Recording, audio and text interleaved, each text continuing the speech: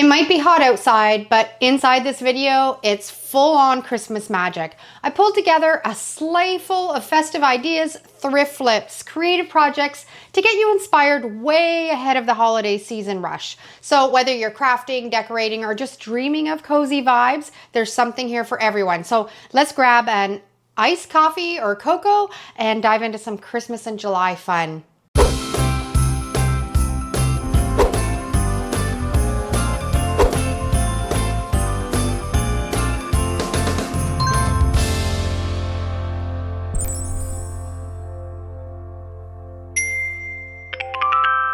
Glitter these plastic ornaments. This will also work for glass ornaments also, but you cover the inside with glitter and medium and they look fantastic and it's so easy to do. So today I'm going to show you a step-by-step tutorial of how you can do these yourself. I'm going to use 3 different mediums. I'm going to use a polyacrylic sealer, I'm going to use my Mod Podge, and I'm going to use my homemade Mod Podge, and we're going to compare them all, see how they all work, and mix in some glitter with it. You're going to need a few paper cups. I like these little plastic containers. They work really well for holding the medium when you're pouring it into the ornaments. And a couple sheets of computer paper. The first one that we're going to do is the polyacrylic sealer.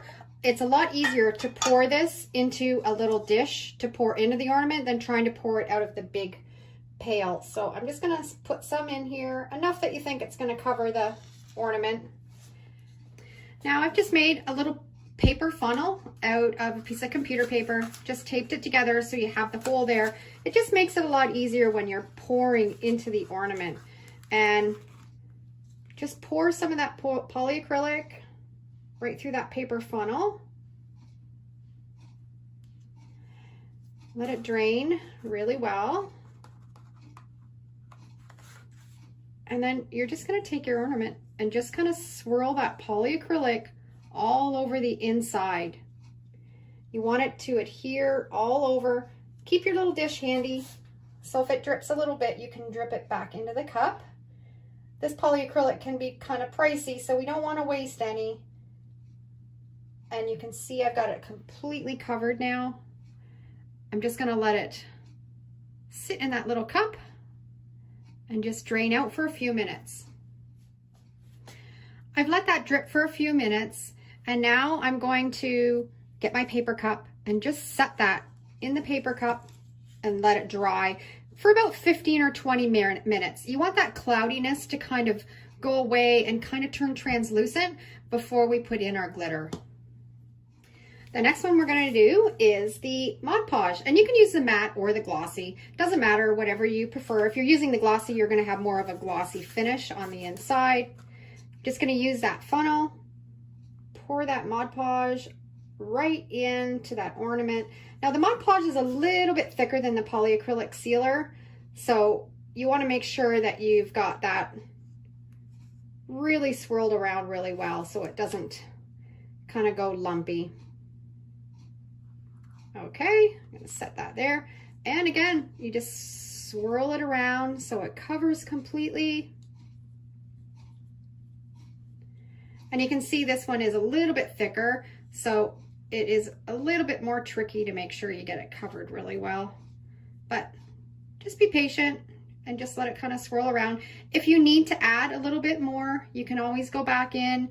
You can add your funnel, pour a little bit more in, and then just continue swirling it around.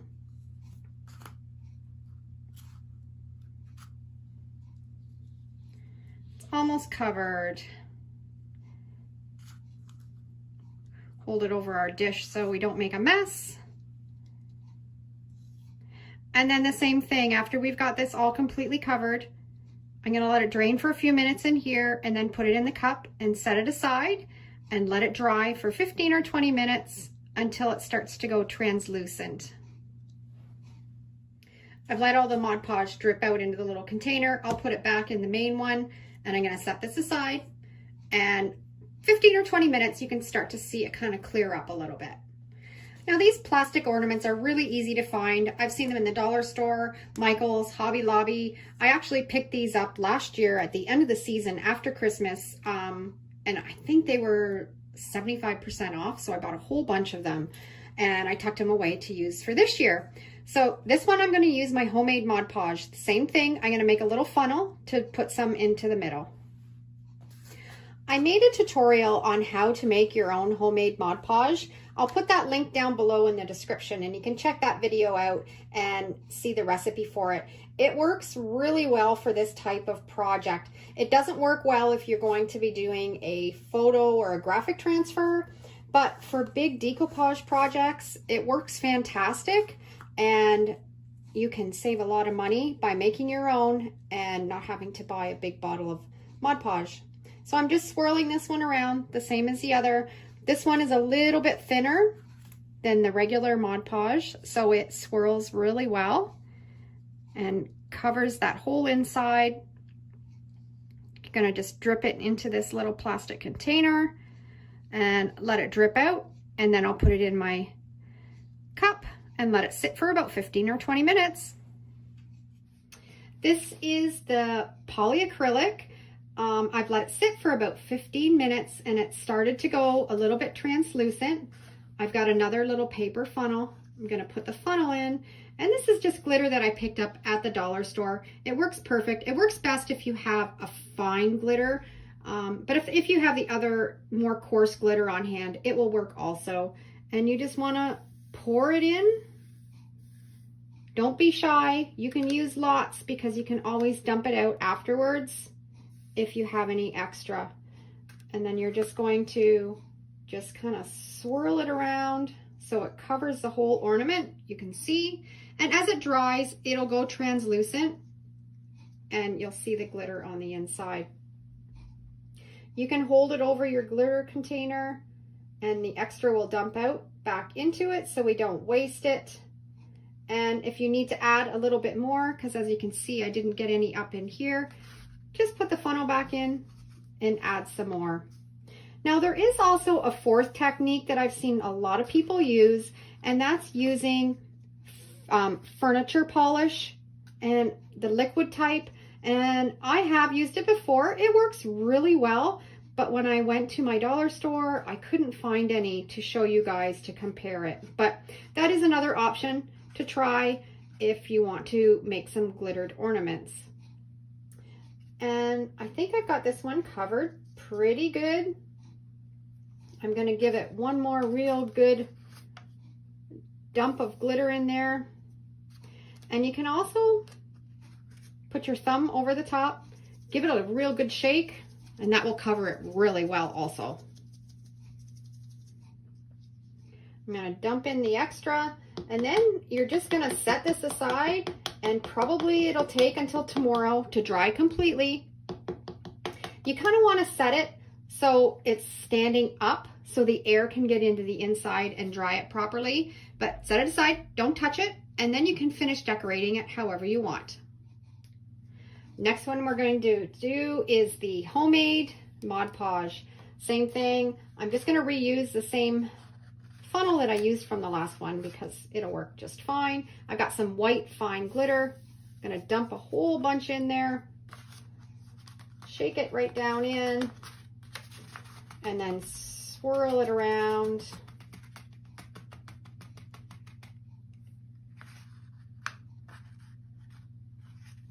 And you can always shake it if you want to also, and you can coat over that whole thing. Now this needs a little bit more. Actually, I probably should have made a new funnel because this one was kind of wet from the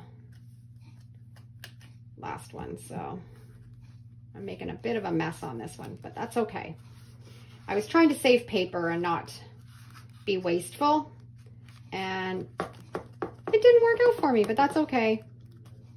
I'm gonna give it a good shake again.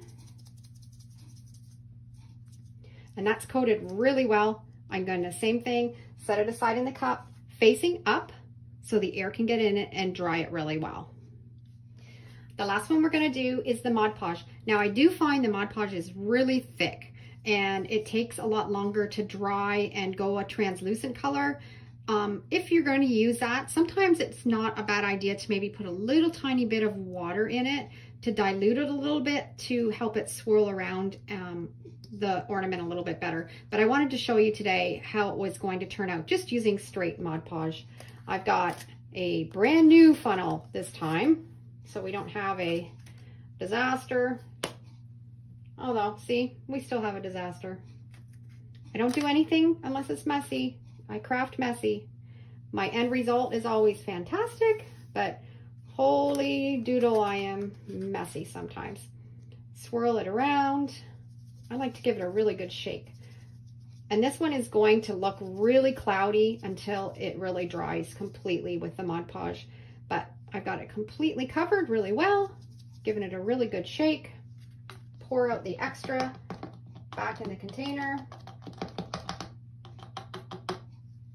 I predict I'm going to have glitter on my face and in my ears by the end of this project, but it'll be worth it. Okay, that's all done. We're going to set it aside and let it dry. I've got all 3 ornaments all dried the next day. This is my homemade Mod Podge, and it turned out really well, nice and glittery with the white sparkle. And I've added some graphics on each of these with my Cricut. Works really well. These make fantastic gifts and projects for the kids to do too. This is the one that I used the polyacrylic sealer on. A really nice glitter on that one also. And then this is the one that I used the Mod Podge. This is probably the one that I'm not the happiest with. I've used this before, had the same outcome. It's just a little bit too thick to swirl around. And I always get like this white cloudy look, but I wanted to show you guys today what happens. You could water your Mod Podge down a little bit and it would probably eliminate some of that white cloudiness. I think it looks okay for this one though. It kind of looks like snow, and I added the Believe graphic on it. Also, if you can get your hands on some liquid furniture polish, that works really well too. Probably as good as the polyacrylic, but like I said before, I couldn't find any in my dollar store when I was there today to show you that one. So grab some plastic or glass ornaments, give this technique a try.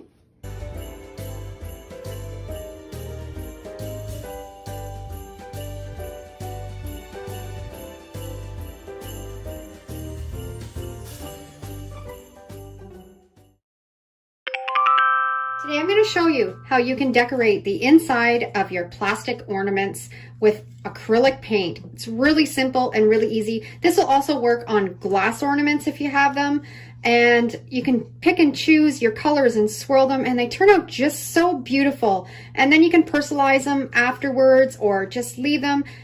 Perfect gifts or just to hang on your Christmas tree. So we're going to get started with the first step. I'm going to use 3 colors in this first one. This is just acrylic paint that I picked up at the dollar store. Any type of paint will work. And what I like to do is mix in a little bit of polyacrylic sealer. So you're going to take the lid off of your plastic bauble, just set them aside, and you want to take your acrylic paint, put some in the dish. Probably I've got about a tablespoon, and then I'm going to take a tablespoon of polyacrylic sealer and mix those 2 together. So it's kind of equal amounts. 1 part acrylic paint and 1 part acrylic sealer. And then you're just going to mix it together really, really well. This helps it flow better in your ornament. Next color, we're going to use this lavender. Same thing, about a tablespoon. It doesn't have to be completely accurate, just kind of eyeball it, and then equal amounts of the polyacrylic, mix them together really well. I'm just using a little wooden skewer to mix them together. That blends it in good. That one's ready, and then we'll just go on to our last color. We're going to use Tutti Frutti. It's a really pink color, about a tablespoon. And then a tablespoon of the polyacrylic. Mix it all together really well again. And then we're ready to put it in our ornament and start swirling. These are so cute and so easy to do. And it's also a really great DIY to do with your kids. I have all 3 colors all mixed together really well with a polyacrylic. And you're just going to take your ornament and you just want to pour a little bit in. And we're gonna layer the colors. So I'm gonna put some pink in, and then I'm gonna put some white in, and then I'm gonna put some of this purple in, and then layer some more pink. The more layers, the more swirl of the different colors you'll have in the ornaments. And I think I'll just put a little bit more of that purple in. And now we're ready to swirl. So we've got all those different colors. Now comes the fun part. You just start swirling around and look at the colors that come. And the polyacrylic allows it to flow a lot better if you just use the acrylic paint by itself. And if for some reason you find you don't have enough paint, you can always add a little bit more if you need to. And when you come down to the neck of it, always have a little piece of paper towel because you can drip onto that and not make a mess. And you just keep swirling around until everything is covered and you're left with the gorgeous ornament. I've got that swirled all the way around, and you're gonna have some extra paint on the inside. So what I like to do, I like to get a little paper cup and put that ornament right in the paper cup and let it drip out. Set it aside for about 10 or 15 minutes. Now we're gonna do a second one. I'm gonna use some different colors. I'm gonna use peacock blue. This is a beautiful color of blue. I had some white left over from the other one, so I'm just gonna add a little bit more to it. And I'm gonna use bright yellow. These colors that I'm using are really nice and bright and fun. I'm gonna turn these ornaments into little keepsakes for my nieces, so I think they'll like the bright colors. And a tablespoon in each one. I'm gonna put a little bit more into this white one, mix them all together, and then we're gonna be ready to swirl. I'm gonna just use my little stick to mix it all together really well. And like I said before, I've tried just using the acrylic paint and it does work okay, but by adding a little bit of that polyacrylic sealer, it just helps it flow a little bit better. I've got everything all mixed up. Now we're just gonna pour a little bit in and layer up those colors and get ready to swirl it. And you can put as much or as little. Every ornament is gonna turn out a little bit different in a different pattern. So just kind of have fun with it.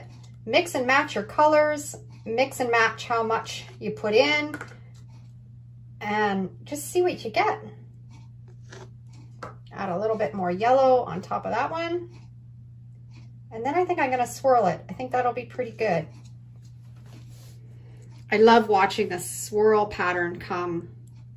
Isn't that so neat? And just kind of take your time and just roll the paint along inside of that. If you find you don't have enough, you can always add a little bit more. And I don't think I did put enough in, so I'm just gonna add a little bit more. If you find you're having a hard time getting the paint out of your little container, you can always use a little popsicle stick and kind of ease it out that way too. And some blue, put another splash of white. And I think that will be perfect. All right, let's swirl that up again. Oh yeah, that's perfect. That's covering really well. And you can see how it blends in and gives all the different colors. And you can go one way and then turn it around and go the other way. Don't drop it on the floor like I just about did. And always have a paper towel underneath to catch any of the drips as you're rolling it along. I had a bunch of paint left over, so I swirled them all together. Just took my skewer, just kind of mixed them a little bit, so it kind of blended them. And I'm just gonna pour that in. And it gives all kinds of different colors all mixed up in one. And that's kind of a neat little different effect that you can do too. Look at the colors in that. Isn't that fantastic? And here, this is a project that you can get so creative with, and I think it would be really neat to do hockey colors for hockey teams or sport teams, and you could do the colors coordinating with their teams and then put their names on it. That would make a fantastic gift. I just think it's so much fun putting all kinds of different colors together and just seeing what you end up with. This one has got some really neat swirls in it. See that? You can use up all your little bits and pieces of paint that you have laying around too, using this technique. I'm gonna do one last one because this is so much fun with some Christmas colors. I've got some red acrylic. I'm just gonna put in a tablespoon of the polyacrylic to help it flow a bit better. I've got some gold, spun gold. I'm gonna mix that in. I'm gonna do some Christmas green and just squirt some of that in. And then I'm just gonna take my skewer and just kind of swirl it around. Mix, don't completely mix those colors together. You want those swirls in it. Just so it kind of looks like that. Now we're ready to pour it in the Christmas ornament. I probably should have some paper towel underneath me, but I already made my last one a complete mess. So we're gonna cross our fingers I don't make a huge mess on this one. And we're just gonna swirl. And look at all that red and green and gold all through that. This is a fantastic Christmas ornament. Roll it up to the front.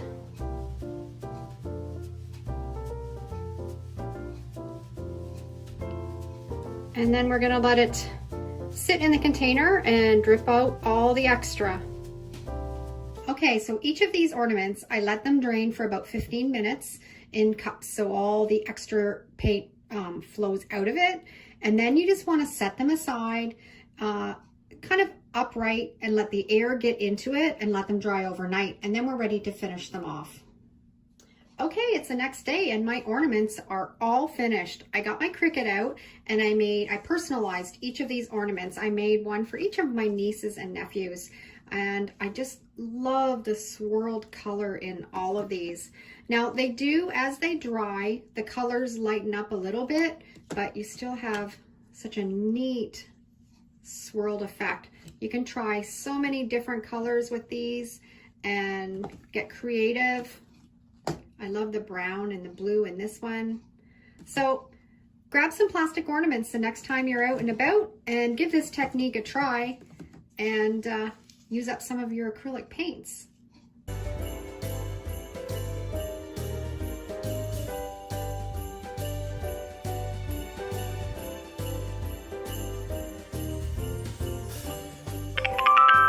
Our next Christmas ornament made from just junk. These are actually slats from a shutter that was broken that I found in the dump. I saved all of the slats and we're gonna turn them into beautiful Christmas ornaments using Scrabble tiles. I had a game that was missing some parts. I had it tucked away and I knew today's project would be perfect to use some of these. I painted the slats with some homemade white chalk paint and then I distressed them all around the edges, and then I just picked out some Christmas words and I spaced them evenly along those slats and glued them down with some hot glue. Now to make a hanger for these ornaments, I had a pair of flannel pajama pants that were ruined, so I washed them up and then I cut them into strips and they turn into great pieces of ribbon to use for your Christmas projects. I tied them on the top, added a little bit of greenery. Some I painted, some I didn't. These turned out absolutely beautiful and I love them and they're so easy to create.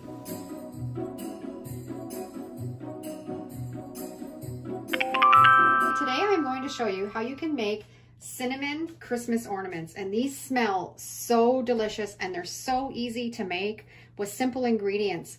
All you need is some applesauce, some cinnamon, some Elmer school glue or any type of school glue will work, and a mixing bowl.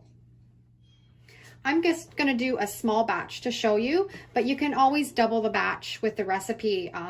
if you want to make more ornaments. I'll have a picture at the end of the video that you can screenshot of the recipe and save it to your photos, so you can go back and reference to it to make some for yourself. So we have half a cup of applesauce, and then we're going to use half a cup of cinnamon. And you can also add a little bit of nutmeg or pumpkin pie spice, whatever you want. Oh, there you go. See how messy I am? Right off the bat, already made a mess. But you can use any other spices too to add into it. So half a cup of cinnamon, half a cup of applesauce. And now you want to add in 1 tablespoon of school glue. And then once you've added your school glue, you're going to mix it all together really, really well. We're going to incorporate it all together, and it should, when you're finished mixing it all together, it should have the consistency of like cookie dough or like Play-Doh, and all to come together and form a ball. Just takes a few minutes of mixing to get it all combined. If you're finding that you're not getting that consistency, you can always add a little bit more applesauce, or you can add a little bit of cinnamon. You can adjust the recipe a little bit. I think mine needs a little bit more cinnamon just to thicken it up a little bit, so I'm going to add some more. I've added a little bit more cinnamon. Just going to mix it all up together. And my craft room is already smelling so delicious. Now you can see how that's forming a ball and coming away from the glass, and that's exactly what you want. We got it mixed up really well. Okay, we've got it all rolled into a ball, and we're ready to put it on some parchment paper. And then I'm going to put another piece of parchment paper on top of it, and then I'm just going to start to roll it out. You want it about 1/4 of an inch thick. If you make it too thin, when it dries, you find that it kind of will curl up on you, and if you leave it too thick, it takes a long time to dry out. So what I like to do, I have little wooden slats that are about 1/4 of an inch, and I like to put it beside what I'm rolling out, and it's like a guide, and it'll take it to the exact width that you want your dough to be. I like using this trick with my air dry clay also. And then once we get that all consistent, then we're ready to start cutting out some shapes. I've got it all rolled out right to the thickness that I want. Now, this doesn't rise, it doesn't change shape. Whatever it looks like right now is how it's going to look when it's dried. So this has a little bit of wrinkling in it from my parchment paper. I'm just kind of smoothing it out with my hands and my fingers just to make it nice and smooth, so it looks nice when they're all dry. I love when I'm out thrifting, when I find vintage cookie cutters. You can find some really neat shapes, and I just collect them, put them in little bowls, and then at Christmas time I display them out.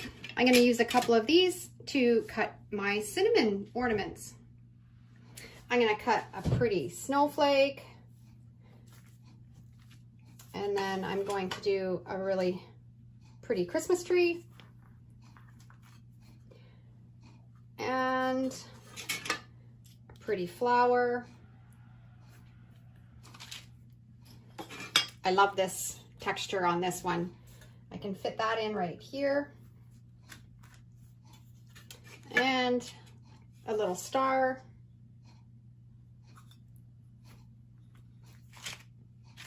And I think I have room for another, yep, the flower will fit right in this one here. I'm just gonna peel away all the extra dough, and I'm gonna leave it right on this piece of parchment paper and transfer it over to a baking sheet. And I'm going to put it in the oven at 200 degrees. It probably will take a couple hours to dry them out. If you don't want to use the oven, you can also leave them out to dry in the air, and it probably will take a day or two for them to dry completely. I've got these all laid out on a parchment paper, on a cookie sheet. I've got my oven preheating to 200, and I'm going to set them in there and let them dry. I'm just using a stainless steel straw just to punch some holes in the top so we can put some strings through it when they're all dry.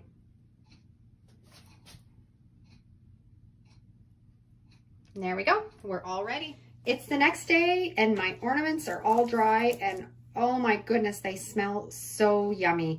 I don't like to decorate them. I like just to keep them just this kind of rustic look, but you can take some acrylic paint and you can paint them and then you can seal them with some Mod Podge or with some polyacrylic or just leave them. But I'm going to put some of this festive kind of jute string that I have through them and put them on my Christmas tree. These are all finished, but my poor gingerbread, he didn't make it. I think I might have rolled it just a little bit too thin and he lost his head, but that's okay. If I make another batch, I'll get another gingerbread man made. So try this recipe with your kids. It is so much fun. They smell so delicious and it's so easy.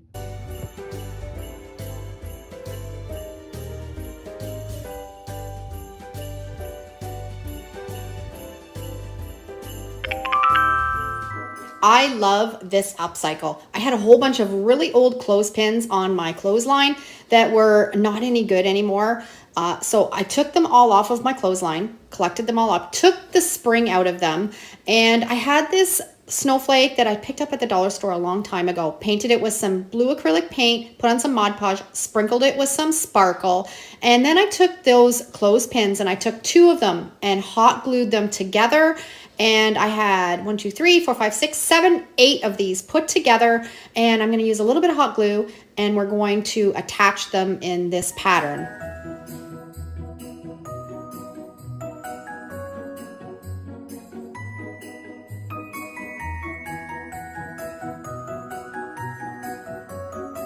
I have them all glued together. We're going to add a hanger on the back. I'm just going to use a little bit of hot glue and glue that piece of twine on. And I glued on my snowflake.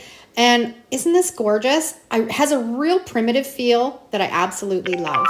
You know, I have hordes of spindles that were given to me from a friend. So I'm always trying to find upcycles that I can use some of these spindles up. We're going to make some Christmas ornaments with some of these pieces. I drilled a hole in the top. And I also drilled a hole in the side to show you 2 different ways that you can do this. Painted it with some of my acrylic paint, chalk paint. I used a couple different colors, let it dry, and then I distressed it with a little bit of sandpaper. I had these circle eyelet screws and I'm just screwing them in the top. And if you want to get them really tight in there, put the end of a paintbrush in there and twist it around. It'll tighten it right up so it stays in really well. And then I also had some old wire that was kind of rusty that I'm also going to add as the top of this spindle. I pushed each end through those holes that I drilled, and I'm just going to fold them around and tuck them back into the drilled holes so we create a really pretty hanger. This is another really simple DIY, and these actually sell really well for me over the Christmas holidays. So if you're looking for a way to make a little bit of extra cash and you have some spindles, put some of these ornaments together. I just put some twine through the other ones with the eyelets, and I just love, again, that primitive feel of these spindles. And what's even better is they were all given to me for free, and I was able to make some beautiful Christmas ornaments from just some junk. DIY is so much fun, and this is a great one to do with kids. We're back to the clothespins again. We're going to take the spring out, and then we're going to glue those 2 pieces together with the hot glue gun. Now I'm going to make 2 of these adorable ornaments. I got out my acrylic paint, and I'm going to completely paint them in white. And then I got my black acrylic paint, and I'm using the end of my paintbrush. I've dipped it in the black paint, and we're going to put 2 dots on the top of those clothespins. I'm not very good at freehand, so this is a great little trick if you aren't either. And then I'm going to put 3 dots along the bottom of those clothespins.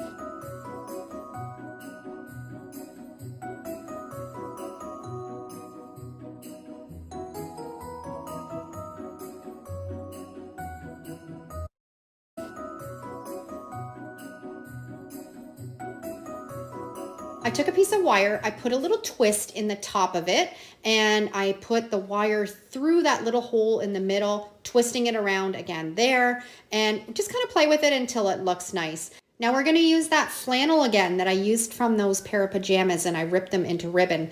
And we're just going to tie a little piece around the neck of our snowman.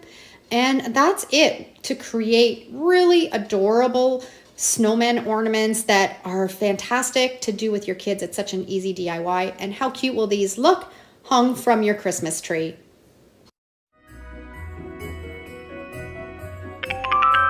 Christmas ornament that I am making from junk is a lid off of a glass jar that I pulled out of the recycling bin. We're going to turn this into a beautiful Christmas ornament with stuff that I already have in my craft room. I've drilled a hole in the top of the lid, and now I'm going to put a fringe around the outside. I cut a piece of string to go around the lid twice that size, and then I cut a whole bunch of smaller pieces to create the fringe with, and I'm just using a knot to attach it all to that twine. It's going to take a lot of those little pieces, so I've cut a whole bunch and I'm going to attach them all onto that longer piece of twine until it goes all around the outside of that jar lid. I've got all those short pieces attached to that longer piece of twine, fits around the outside of that lid. Now I'm just going to cut them down so they're a little bit shorter and they're all the same length. I've got a piece of cardboard and I'm going to trace out a circle the same size as the lid. But when we cut it out, we're going to cut it out a little bit smaller so it'll fit on the inside of that lid. Now my lid was already black, but if yours is a different color and it has words or lettering on it, you can spray paint it with a spray paint that is a paint and primer in one. It'll adhere really well to that lid. Now I've got a piece of scrapbook paper that I printed Merry Christmas on. I sized it so it would fit right inside of that circle. And I'm going to cut that out the same size as a piece of cardboard. All the graphics that I'm using in today's projects are available in my Etsy store. If you want to grab them, I'll put the link down below in the description. Now we're going to put in the piece of cardboard, and then we're also going to put in that piece of scrapbooking paper on top. Now I also forgot to show you, I put a piece of twine in the top and glued it down into that hole that we drilled in the top, so it turned it into an ornament and we can hang it on our tree. Now I'm going to add a piece of twine around the inside of that jar lid. It just finishes it off nice. And now we're ready to put the fringe all around the outside. Again, we're going to use our hot glue gun and we're going to glue it around the outside of that lid. I think just adding that little extra touch of the fringe just makes it look a lot more beautiful. And this is what we created out of a jar lid from our recycling bin.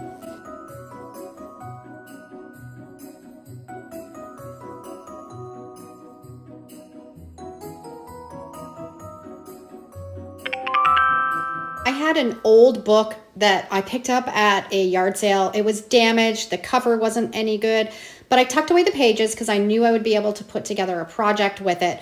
I'm going to make a template with a piece of computer paper. Now this is just a lid off of a shampoo jar. I'm using it because I'm not very good at freehand, so it just kind of gives me that ability to make a nice circle. So I'm going to draw 3 circles along this piece of paper. And you can do any design that you like for this. And then I'm just going to cut it out with a pair of scissors. And then we're going to put it onto our book pages. And we're going to use this as a template to cut out a whole bunch of pieces. Now I've just taken out enough book pages that I know I can comfortably cut through. I'm going to lay that template on top after that page is folded in half and cut those pieces out of the book page. Make sure you're using a sharp pair of scissors. Just cut around that template on the book page, and we're going to need a whole bunch of these. So we're going to cut this out, and then we're going to get some more pages and do a whole lot because we want our ornament to be really full. Okay, we have a whole bunch cut out. Now we're going to glue them together. I'm using a glue stick, and you want to make sure you're putting your glue stick right to the edges of the paper. You don't want it coming apart. And then we're going to just stack up all of those pieces. And if you don't have an old book that you can use any sort of scrap paper that you have laying around and create beautiful ornaments.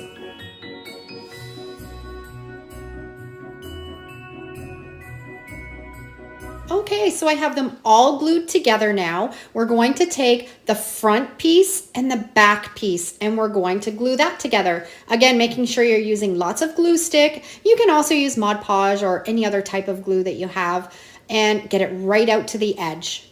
Press those two together really well and make sure that they're really glued down nice and tight. Now we're going to give this a little bit of a honeycomb effect. I've got my hot glue gun and I'm putting a dot of glue at the top circle and a dot of glue at the bottom circle. And then we're going to flip over to the next section and put a dot on the middle circle. And we're going to alternate back and forth until we've done every page.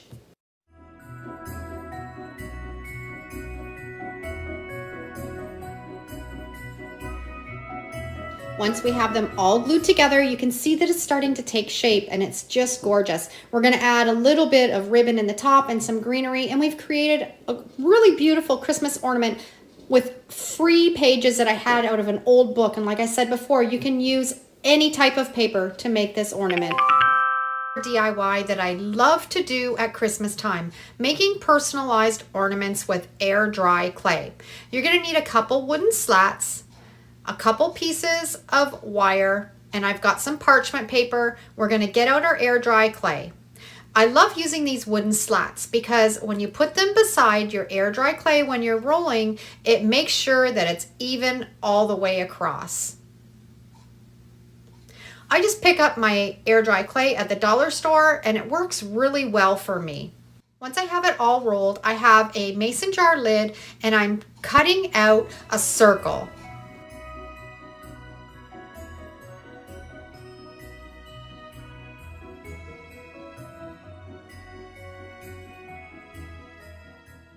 We want to have a nice smooth edge around that circle, so I just dip my finger in a little bit of water and smooth it out. Now those little pieces of wire, they're going to turn into a hanger, so I've just poked them through the top of that circle. And I'm going to make 4 of these. Now I've set them aside and I'm going to let them dry, and it takes usually overnight depending on your heat and humidity. Now that they're all dry, I'm painting them with some of my black homemade chalk paint, letting them dry, and then putting some white homemade chalk paint on top of that. I've printed off some photos and some quotes on my LaserJet printer, and I'm just tracing around my circles. I have a picture of my mom and dad, and my son and his wife, and a couple quotes. Now, just like we did our signs, you can also do the same transfer method onto air dry clay when it's dry. We're going to put that onto our ornament exactly where we want it, get out any bubbles and wrinkles, and then set it aside and let it dry for 24 hours.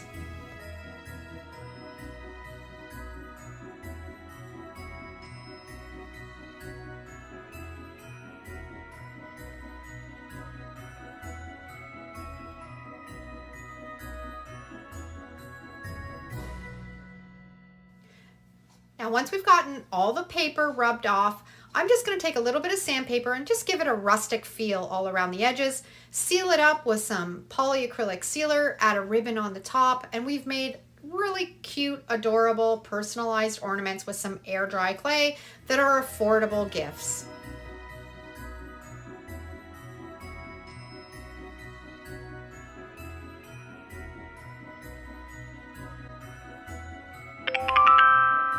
Project, I am going to do a photo on a pillar candle. Same candle that I bought at the Dollarama. And I'm going to cut this photo down to size to fit the pillar candle. This is my brother's family, and shh, don't tell them because I'm going to make this for them for Christmas. I've got it all cut to size and it wraps right around the whole candle. Now, you don't have to print off a big photo like this. You can just do a small photo and put it in the center. I just kind of like the way that it looked wrapped all the way around.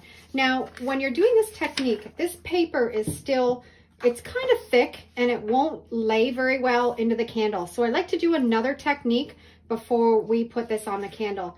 I'm going to flip it over and I'm going to grab some packing tape and we're going to remove some of that bulk off the back of this paper. What you're going to need is some packing tape and just an old credit card or a plastic card. And you're just going to start at one end and just press that packing tape right into that paper. And this is going to turn regular computer paper into a thinner paper, like a tissue paper or like a napkin, and make it a lot easy to apply to the candle. This also works really well for decoupaging if you want a thinner paper to decoupage with. So I'm just going to go ahead and put this tape over the whole photo. Okay, I've got all the tape down, and then we're just going to take our card and just really hard push right into that paper. adhere that tape really well to it. You're gonna start on the end of the last piece of tape that you put down. You wanna be really careful. We don't wanna tear this photo after we've already printed it. So you're just gonna really take your time, holding down here as you pull away, and you can see all of that paper that's being taken away from the back of that photo, and it'll make it a lot easier to work with. See all that paper that's being removed? And then you're just gonna go to the next strip. Again, really take your time, be really careful. We don't wanna rip that photo. And just pull that tape away. And then the next one.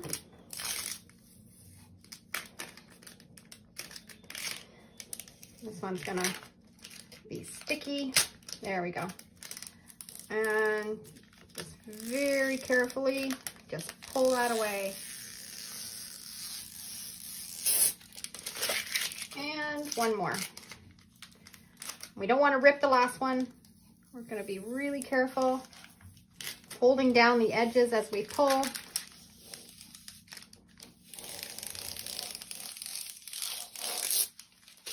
And now you've taken a regular piece of computer paper and made it nice and thin to work with. Now, it's still not quite thin enough for how I like it, so I'm gonna go over it once more. I've got the paper nice and thin now, easy to work with. We're gonna do the same process that I did with the snowflake candle. We're gonna place it on the pillar candle, get it so it's nice and even, exactly where you want it. Then we're gonna take our wax paper, and we want the wax paper, the waxy side to the inside against the photo. We're gonna scrunch it right up tight, and then get the tea towel so we don't burn our hands, and work away on it with the hairdryer. If you have a special picture that you want to print out on regular computer paper, this is the technique to try it and put it on a candle. It works fantastic. Pillar candle from the dollar store. I picked this up at Dollarama for $3.50, and I also picked up this tissue paper at Dollarama also. I'm going to do a little bit of a different trick on this though. We're going to put the tissue paper on the candle, but I want to customize it first. First thing I want to do is I want to cut a piece of the tissue paper the same size as a sheet of paper. So I'm just going to size it up here, cut it out the same size. And then I've got my crafter's tape and just a plain piece of computer paper. I'm just going to put some of the crafter's tape in each corner, and then we're going to put the tissue paper on that piece of paper because it's going to act as a carrier to go through our printer, and then press it right into that tissue paper. I'm going to take this down to my printer, and I'm going to print out a really nice Christmassy graphic on this.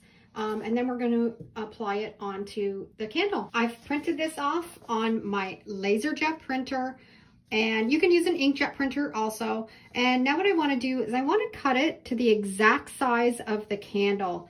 And I'm going to place it, now I've placed it in my graphic right in the middle, so you have tissue paper to wrap around all of your candle. But we want to cut it down to size. So I'm going to measure the candle. We're millimeters here in Canada, so it's 16. So I want to cut. So I have 16 millimeters in my middle panel. To apply the tissue paper to the candle, you're going to need some wax paper, or you can also use parchment paper. I prefer the wax paper because it's got the waxy side to it, and you want quite a big sheet. Now you want to place your tissue paper exactly where you want it. And then you're going to lay it on the wax paper, and you want to have the waxy part of the paper on the tissue paper. You're going to wrap it really tight. You want to keep that tissue paper right in place. I like to scrunch this up, hold it really, really tight. Now we're going to use our hair dryer, and it can get really warm. So I like to use a tea towel to hang on to it. And then you're just going to start your hair dryer on a really high heat.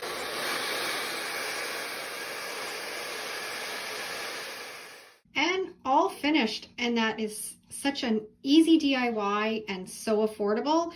And you can customize it with any quote that you want. And there's so many different tissue papers that you can choose from at the dollar store. Tissue paper, and then printed on my LaserJet printer, and it created this beautiful candle. This is a perfect gift to give somebody that maybe has lost someone throughout the year, and it's a nice thoughtful gift. I have one more pillar candle that I'm going to show you how I'm going to make. Now this is a napkin. It's one sheet of a napkin, and I've taken a little bit of tape in each corner and put it on a piece of computer paper. I'm going to put this through my LaserJet printer and print on the napkin. I've done all kinds of tutorials on how to custom make your own napkins. I'll put a link down below in the description, and you can check that out if you want to make some for yourself. I've printed my graphic off on the napkin, and now I'm just going to cut it off that piece of computer paper, leaving a little bit around the edge. And you're left with a custom napkin that you can put on the candle the exact same way that we did the others with the hairdryer.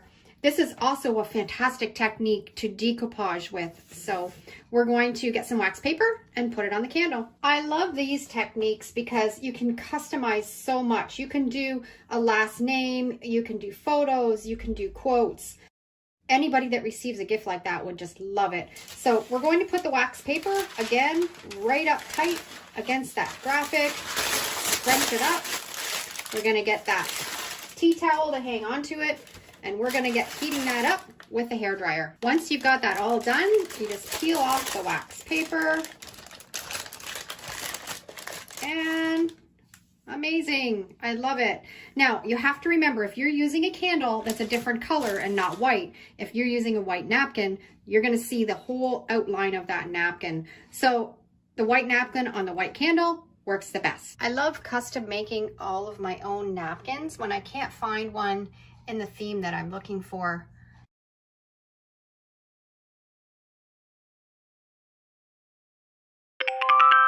This next candle DIY is so simple. All you need is some Mod Podge matte, some glitter, any colors. I'm going to use these 3 colors together, a little votive, and this actually is a old candle holder that I had that I'm just going to upcycle. And we're just going to make this look like icicles. And you're just going to just kind of drip the Mod Podge all along the edge of your container. Just kind of goop it on, random lengths.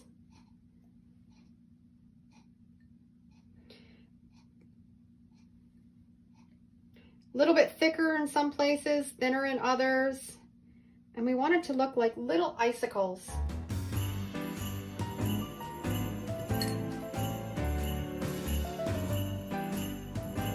And you can use your Mod Podge mat, or you can use a floss, whatever you have on hand. You can use your homemade Mod Podge. This will work on any of that. And you just want to make sure that you got it covered all around the rim, right to the edge. Now I want to mix the 3 glitters together, so I'm going to just put a bunch in this little plastic container. Equal amounts of each color, and then we're going to kind of stir it up a little bit. And we don't want that Mod Podge to dry. We want it to stay wet so the glitter will stick to it. I'm just going to stir it all together. Such a pretty color. Use your little plate, and then you're just going to just put that glitter all over that Mod Podge. And it's going to look like beautiful little icicles.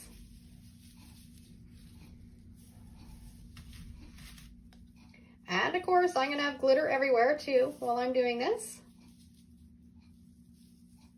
Okay, now what I want to do is I want to have a little bit of glitter along the top edge too. So now that I have it all along the sides, I'm going to put some Mod Podge right along that rim, all the way around.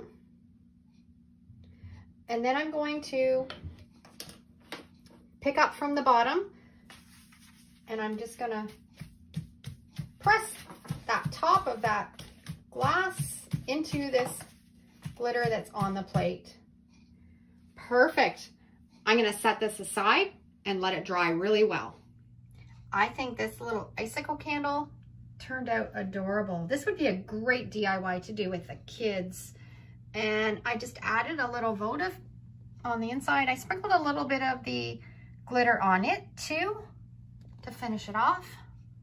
And I love it. The first candle we're going to make is with one of these little mason jars. I always save these and the lids, and they make fantastic DIY candles that you can make yourself. I picked up a bunch of these taper candles at the Value Village. They were $2.99. It was a full box of the 10-inch taper candles. I'm gonna melt these down and make them into new candles. When I'm melting wax to make my own candles, I just like to use a tin can. And I've broken down these candles into more manageable size, put them in the tin can, and you can reuse this wick also when we're making our new candle. So we're gonna melt this down on our stovetop. I just put my tin can in a saucepan, nothing in it, and I just put the setting on my stove at about 3 or 4, just a really slow heat. And as you can see, it just starts to melt the candles really slowly. You don't want to put it on too high because you don't want to scorch it, and just let them melt away. I like to use a tin can when I'm melting wax. That way, when I'm finished with it, I can just throw it out and start with a new one when I do another project, and I'm not wrecking any of my saucepans. I've got the candle wax all melted, and I'm just keeping it on a hot plate. Be very, very careful. Obviously, it's hot wax. We don't want anyone to get burnt. I've got my little container, and I've saved all the little wicks that I melted out of the candle because you can use these on other candles. Just pick one that's going to kind of fit into your jar. I'm going to use this longer one, and you're going to get a skewer, and I just like to wrap the candle wax around it until it's the length that I want. Set it in your jar right in the center, and then you can pour your wax around it, and you have a wick. Now, these candles that I melted down didn't have any scent, and I want to make them kind of smell pretty, so I've just got some essential oil. I think this is eucalyptus.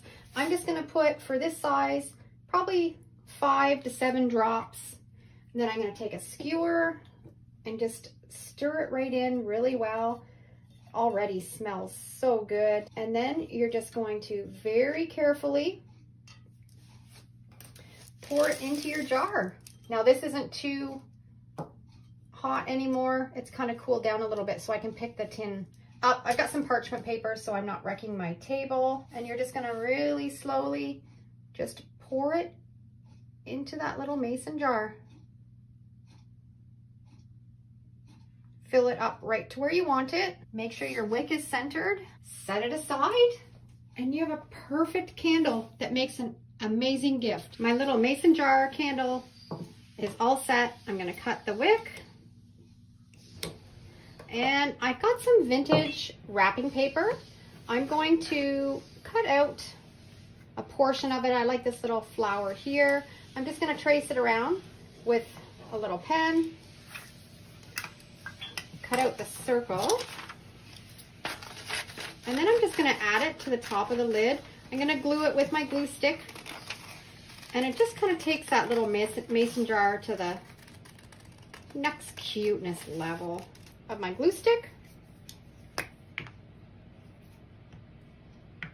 and stick that vintage piece of wrapping paper on the top of that lid. And then I'm going to put the ring on it.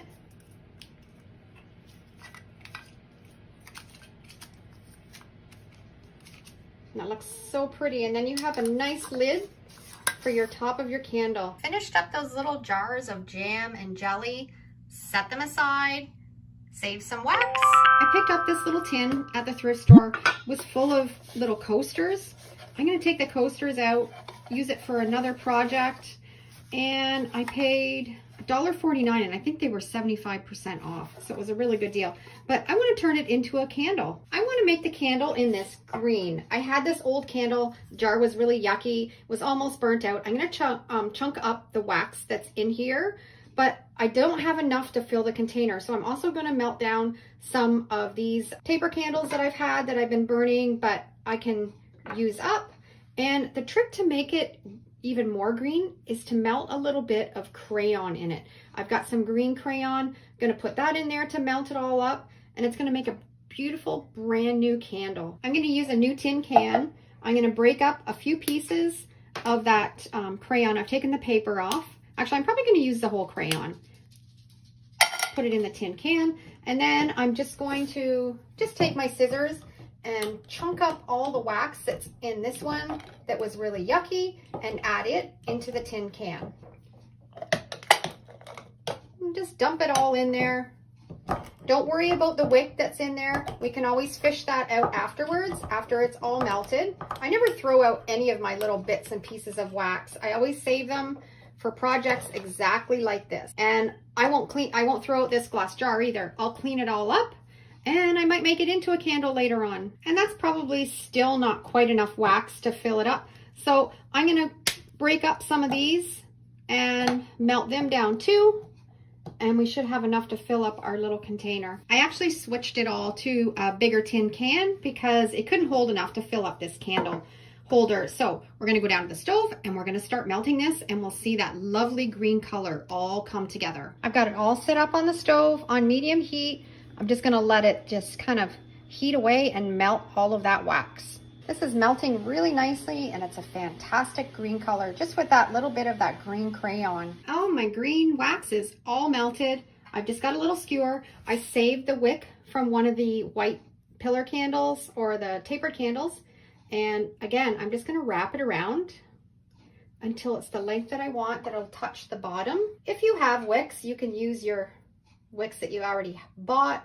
I just don't like to waste anything.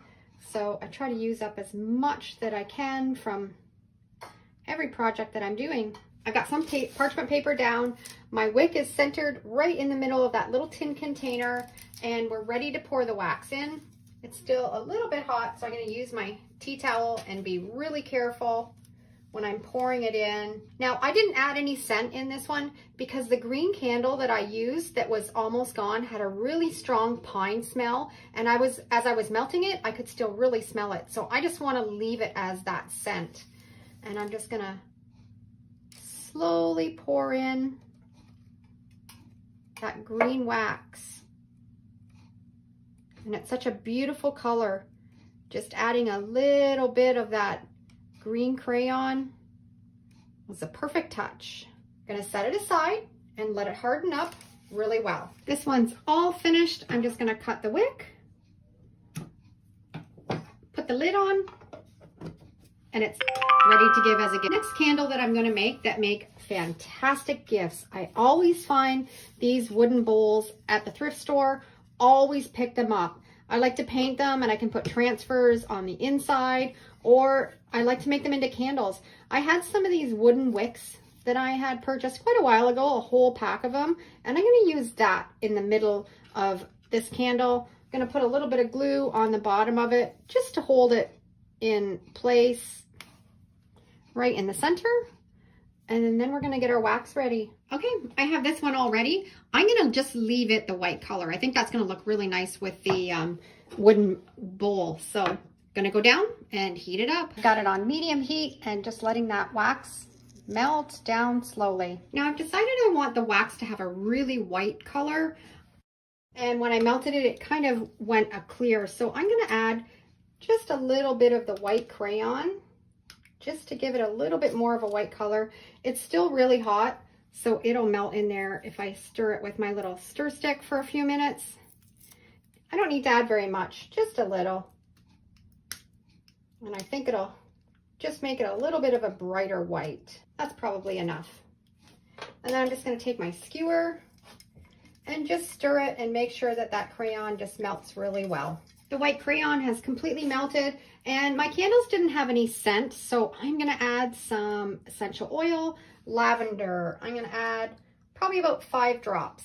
Stir it really well so it incorporates, and then we're ready to put it into the wooden bowl. I'm just going to really carefully, the tin can is a little bit warm, just going to pour it really slowly into that wooden bowl.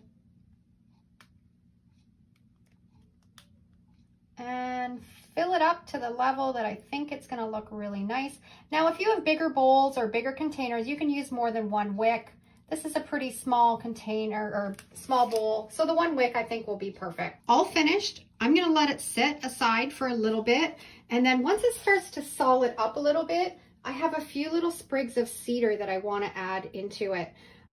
And I think that'll look really nice and really Christmassy. So, but I'm gonna let it set up a little bit. Now I got busy melting some other wax, and this set up a little bit too much for me. So I've set these boughs in here, and I'm just gonna take my heat gun and just kind of heat it up a little bit and melt it into that wax. I had too many things on the go when I was multitasking, but this works perfect. I'm just gonna melt it just into that top layer of wax. And it just adds a really nice kind of effect and touch to that wooden bowl. And now that I've got that melted a little bit, it's worked perfect. I can just take my skewer and just kind of press it down right where I want it. I thought I'd messed it up, but actually I saved it with the heat gun. It worked perfect. My wooden bowl candle is completely set. I'm gonna just cut that wick.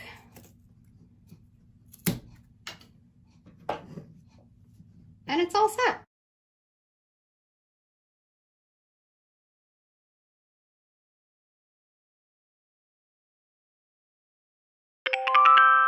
I had some red and green and white wax left over. Not very much, but enough to make this into a candle. This is just a little votive holder that I picked up at the dollar store. I've had it for forever, and I thought it would look really nice. I'm gonna make 3 different colors. I'm gonna layer this like a Christmas candy, and I'm gonna save the wick I've got from one of the other candles that I melted. I'm gonna stick it in this little base that I saved. Waste not, want not. I don't throw anything out. Put a little bit of glue on the bottom, put it in the bottom of the votive holder, and you can use any type of glue, just something that's gonna hold it in its place. That's all set. I'm gonna let that harden up a little bit, and then I'm gonna pour that little bit of wax in to make a really fancy candle. I've got that little bit of green wax melted that I had left over, and I'm just gonna pour it really carefully into the bottom. And we're gonna let that harden, and then I'm gonna put the next colored wax in. That first layer of green has set up really nice, and now I'm gonna put a layer of red on. And I'm not adding any scent because I have the scent left over from when I did my other candles. I'm just gonna very carefully just pour all that I have on the top of that. We're gonna let that set, and then I'm gonna finish it off with a little bit of white. The red has set up nicely, and now I'm gonna finish it off with a little bit of white. Perfect amount. I've used up all of my scrap wax that I had left over from my other projects. And I have a candy cane candle. I have a little bit of candy cane that I kind of crushed up, and I'm just gonna sprinkle a few on the top just to make it look nice and pretty and festive. And we're just gonna set it aside and let it get solid. How fantastic is this? 3 colors of candle, and then the candy cane sprinkled on the top.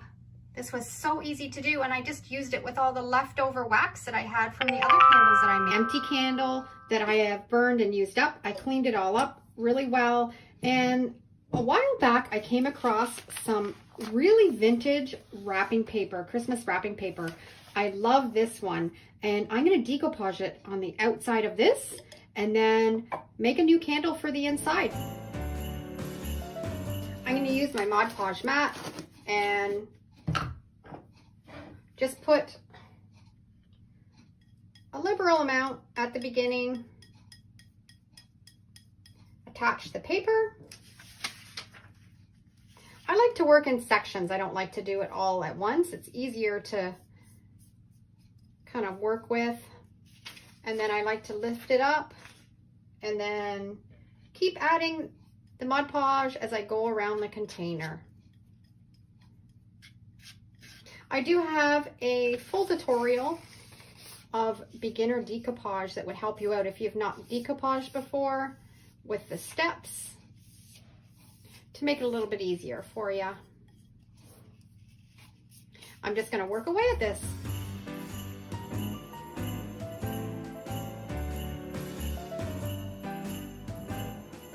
added a wooden wick into the middle of this, just put a little bit of glue on the bottom just to hold it in place.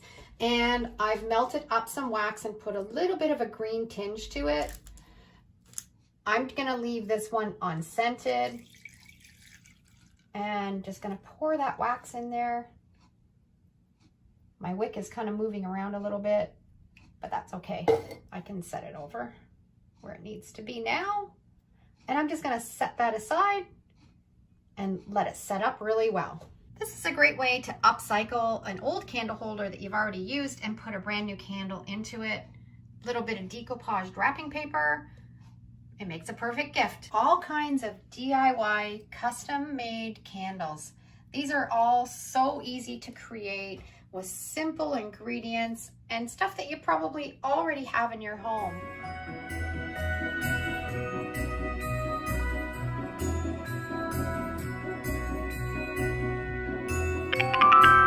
Another idea that you can do with some of these greeting cards. I have one napkin and one piece of computer paper. I'm going to take that napkin down to 1 ply. I want that top ply where the pattern of the poinsettias are, and we're going to save the white piece because I always turn them into custom napkins. We're going to get some saran wrap or cling wrap and rip off a piece a little bit bigger than the sheet of computer paper. Cutting around the edges so we don't have too much hanging off. And then we're going to, when we're all finished cutting it out, get that 1 ply of napkin and lay it on top of that saran wrap, making sure that it's nice and even on that piece of computer paper. Put some parchment paper over top of it, and then I'm gonna iron it on my highest setting with no steam. And that cling wrap is going to melt into the napkin and into that paper and bond to it. And we've created a beautiful piece of paper that we can turn into an envelope or a greeting card.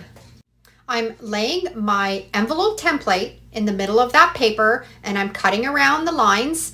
And when we're all finished, we're going to be able to put this envelope together that's going to have the beautiful pattern from the napkin on a piece of paper. And how beautiful is that? We're going to fold it up, use our bone folders, some glue. I'm actually putting the pattern on the outside, but you can also do it on the inside if you want to mail this. And you'd have the poinsettia on the inside and the white on the outside. Printed off my greeting card, and you can put that inside. You've got an affordable Christmas card. Now we're going to take that envelope template again. I had this piece of sheet music in my scrap paper. We're going to turn that into an envelope, and then you can put a little gift card in it if you would like, or you can put another greeting card in it. And easy way to create a one-of-a-kind envelope. You can also add these to your junk journaling, scrapbooking, or your mixed media projects also. For this one, I just left the template on that sheet music and folded along the lines of the template, and it just made it easier to know exactly where to fold it. Got out my bone folder, made some nice crisp lines, then you can take it all apart and your envelope is ready to put together with a little bit of glue.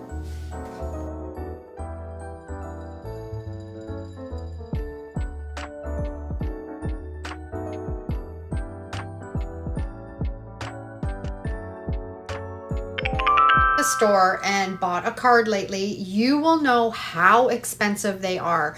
So I always love making my own to save a little bit of money. Plus, I think people appreciate a homemade card more than a store-bought one. I'm going to show you today how I'm making my Christmas cards this season, and I've designed some graphics and card and envelope templates which are available in my Etsy store. I've taken some of my favorite Christmas graphics and turned them into greeting cards. The first card that I'm making is on some scrapbook paper that I've coffee stained. And I've printed off my greeting card template on the first piece of scrapbooking paper. I've just cut it down to a size of computer paper and then put it through my printer and printed off the card template. And then I just fold it in half after I've printed it off on the template, and you have a greeting card ready to go. I'll have the link down below in the description to my Etsy store so you can have a look at these cards and pick out your favorite ones and try these DIYs.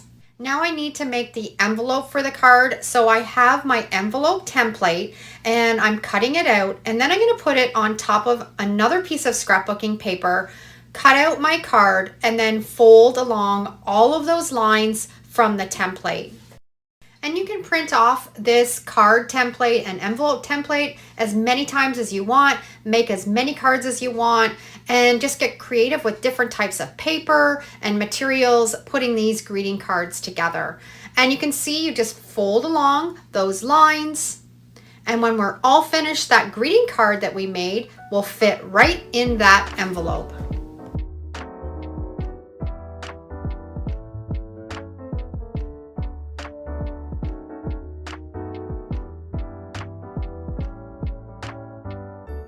I love using a bone folder. It just makes everything lay a lot better if you can press it down and make a nice crisp line.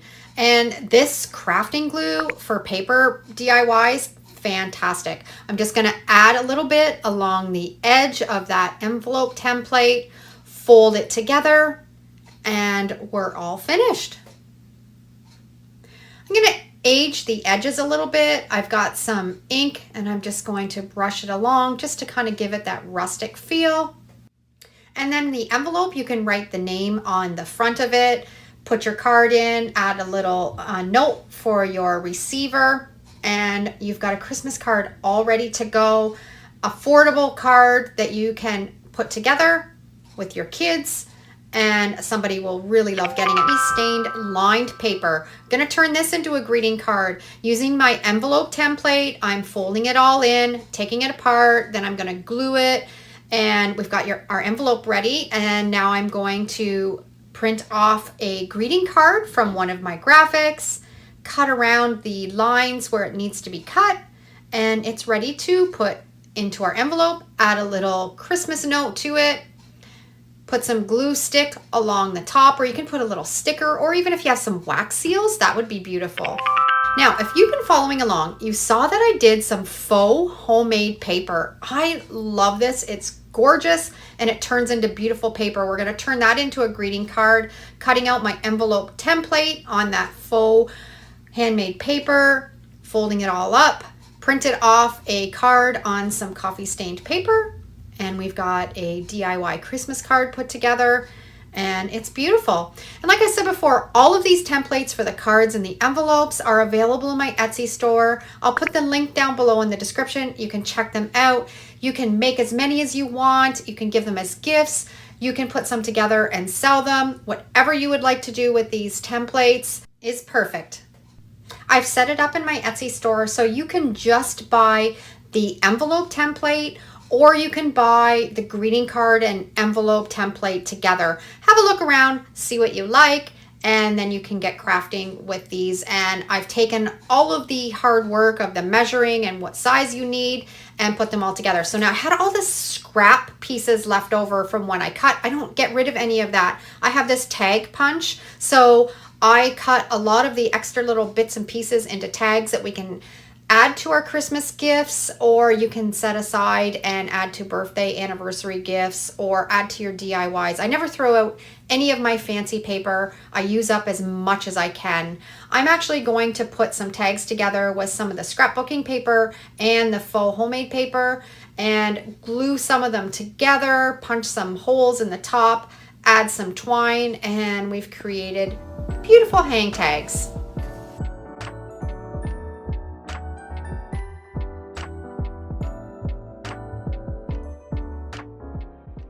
So I hope you've enjoyed today's tutorial and I've inspired you to make some of your own DIY Christmas cards.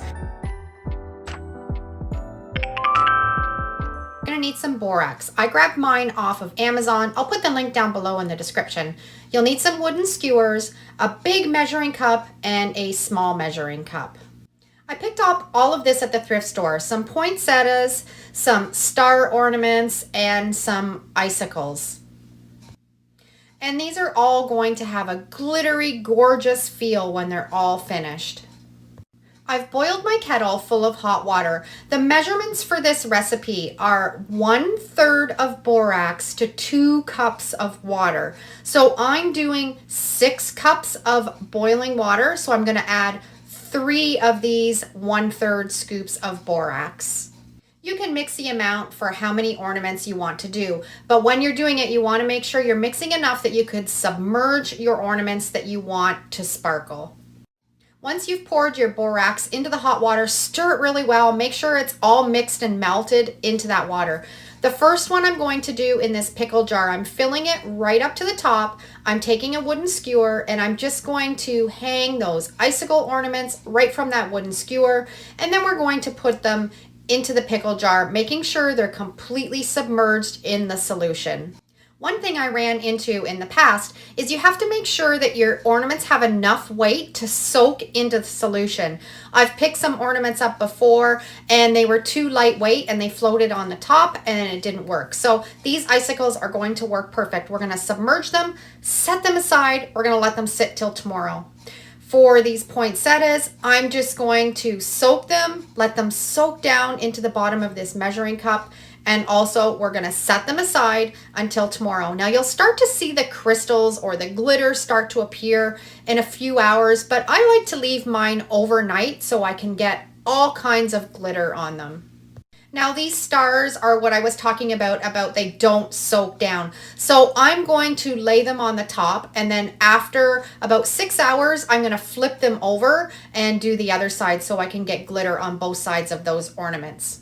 Now grab some coffee filters and we're going to turn these into snowflakes. I'm just folding it into itself about 3 or 4 times and then I'm going to take my scissors, go back to school and remember how you used to make snowflakes and just cut out some patterns out of this coffee filter. Now borax is a cleaning product and I actually have no idea the chemistry behind this and why it crystallizes after time on these projects. I just think they're absolutely beautiful and I wanted to share this technique with you. Now once you've gotten all of your shapes cut out of your coffee filter, you can open it up and you can see you have created a beautiful snowflake. So I'm going to do 2 of these and then we'll do the borax hack to make them nice and glittery and crystallize them.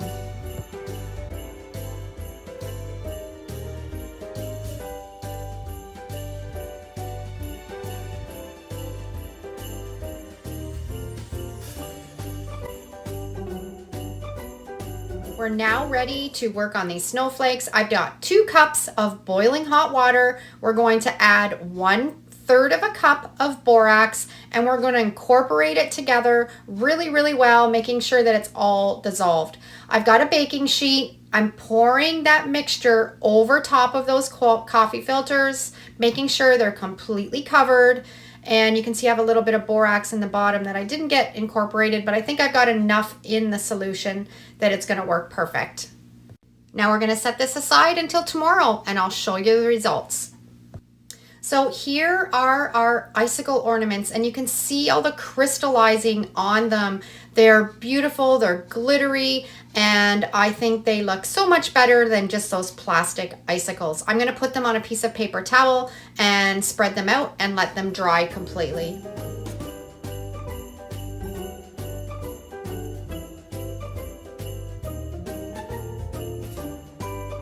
And our little stars are done. Now these are really hard to see on camera, but there are sparkly little glitter all over these. I flipped them halfway through and they're just beautiful. But these poinsettias are gorgeous. Look at the crystallizing, the little sparkle, the glitter on them. They're beautiful. What a great way to perk up some really dull florals.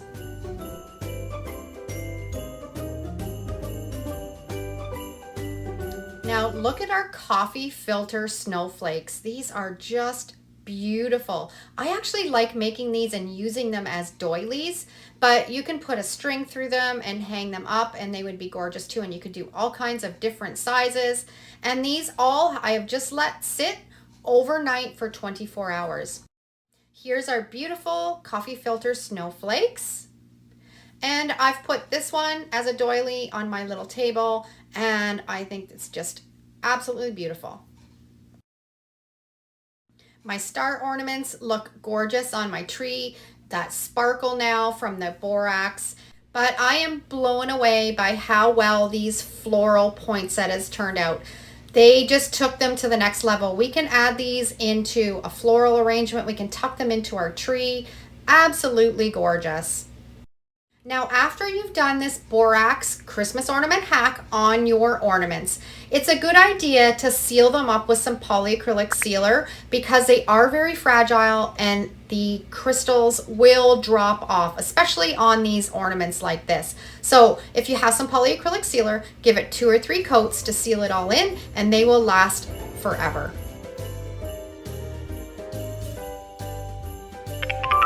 Had in my stash forever. And we're going to paint it with some black chalk paint. Let it dry completely. And then we're going to put some candle wax around the outside. I love this candle wax distressing technique. It just creates chippy, old looking wood. Then I'm going to put on some green acrylic paint, some more candle wax, some red, some more candle wax, and then finish it off with some white. Dry it, scrape away at it, and you're left with this beautiful vintage looking painted surface.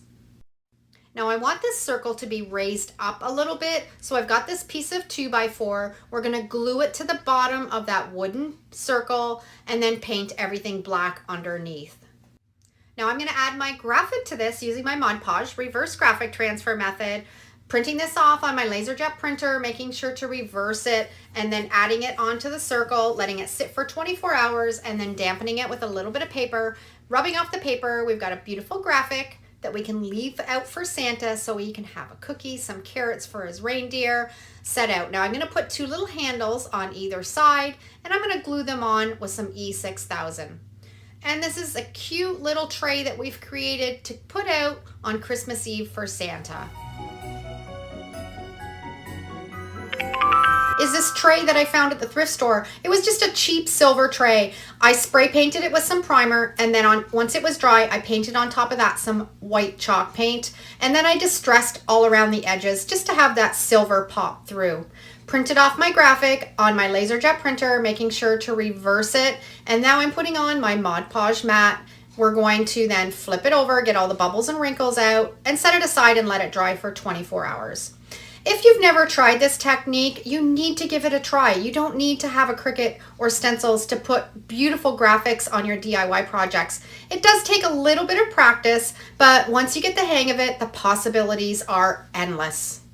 I'm going to seal this up with some spray matte polyacrylic sealer, and I've taken this thrift store silver tray and upcycled it into a beautiful tray to display for the holiday. Candlestick holder and an old teapot in my stash forever. I glued it together with some E6000, spray painted it with some primer that was black, and then I painted over top of that with some white chalk paint, distressed it, let that black peek through, and then I added this really cute graphic.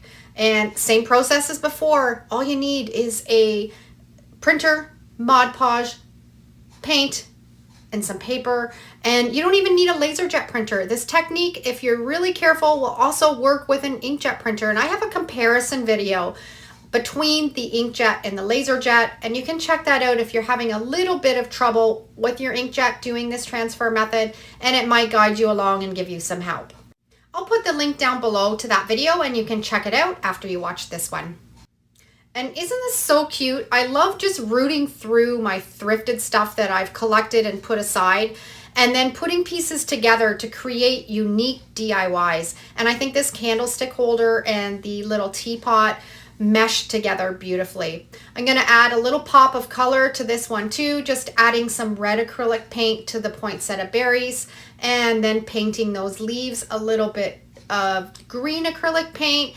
And if it gets on too thick, I just take a little bit of a napkin and then dab off the extra, and it just blends in really nicely. And I'm also going to add a little bit of a brown to the hot chocolate mug.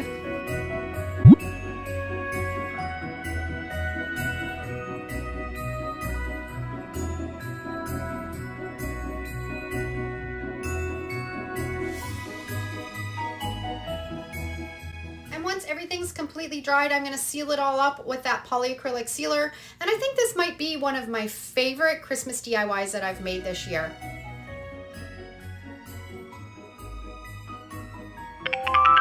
Old cupboard door that I found in the dump in the wood pile. beautiful wood, sturdy door, still has the hinges on it, but I needed to brighten it up a little bit. So I painted it with some black chalk paint, did my candle wax technique to distress it a little bit, put on some white chalk paint, and now we're going to add a graphic doing my Mod Podge reverse graphic transfer method. You've seen me do this lots if you follow along here on my channel. I've printed this off on my LaserJet printer, making sure to reverse the text, putting on my Mod Podge mat, and then putting it down on my project, making sure all the bubbles and wrinkles are gone, and letting it sit for 24 hours. All the graphics that I'm using for today's projects are available in my Etsy store. I'll put a link down below in the description, and you can head over there after the video and check them out and see if there's any graphics that you like. I am wetting it with a little bit of water and a damp rag, and then I'm rubbing off all of the paper. Make sure you're using a really cheap computer paper. You don't want thick paper because it just means that you have to rub off more paper. And I don't have a color LaserJet printer, and sometimes I just like to add a pop of color. So I'm just taking some acrylic paint and dry brushing right onto the letters, taking a little napkin, wiping away the extra paint, and you've perked up that graphic, giving it some brightness with some paint.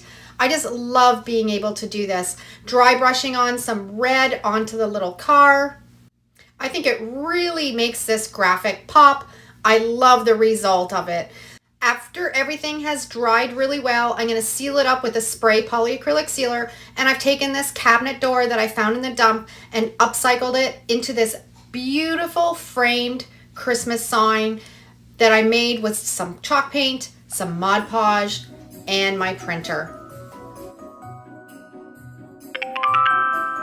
DIY that I love to give as a gift are my scrap wood signs. If you've been following along here for a while, you know that I love making these, and they make perfect, affordable Christmas gifts. I've printed off this graphic on my LaserJet printer, making sure to reverse the text, and I'm just using a scrap piece of wood that I've painted with some homemade chalk paint. Making sure that the graphic is exactly where I want it, making sure there's no bubbles and wrinkles, and then setting it aside for 24 hours. Then I'm dampening it with a little bit of water and then rubbing off the paper, and the graphics are going to be left on our scrap piece of wood. These make perfect little stocking stuffers, or you can add them into another gift to finish it off. I never get rid of any of it because we can turn them into little ornaments or signs or shelf sitters. That's what I'm going to make with this scrap piece of wood. I've taken one of my graphics and I'm going to apply it onto this piece of scrap wood that I had that I painted with some black chalk paint, some white chalk paint, then I distressed around the edges, and we're going to let it sit for 24 hours and then rub the paper off. These make fantastic gifts and they're so affordable to make. You don't need to break the bank, giving a really thoughtful gift when you can make a custom shelf sitter like this just with some Mod Podge, paper, printer, and a scrap piece of wood.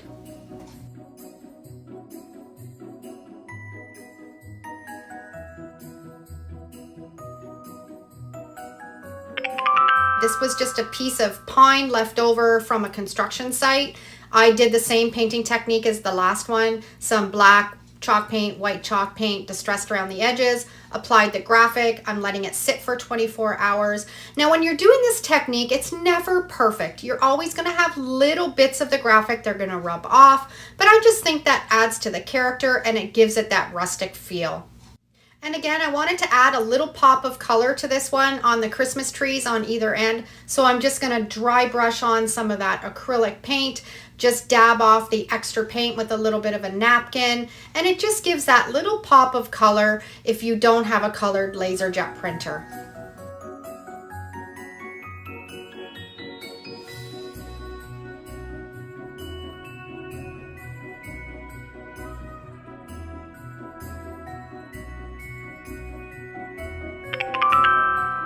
I have so much scrap wood and I save a lot of it to make these during the holidays because they're my best sellers. If you're doing craft sales over the holidays, or you're selling on Marketplace, or even if you're selling on Etsy, you need to be making these shelf sitters with the graphics on them. They sell like crazy for me. I can make hundreds of them and they would all sell. And if you have the ability to make your own graphics, you can also make little customized shelf sitters. And that's a great way to make some extra cash over the holidays. Now you can see this one, some of the graphic at the top rubbed off. That will happen sometimes. It's just the texture in the wood. And I think it just gives it that vintage feel, especially with this graphic. I'm going to add a little pop of color. And then we're going to seal it up with some polyacrylic sealer. And we've created this little shelf sitter. Simple, easy DIY.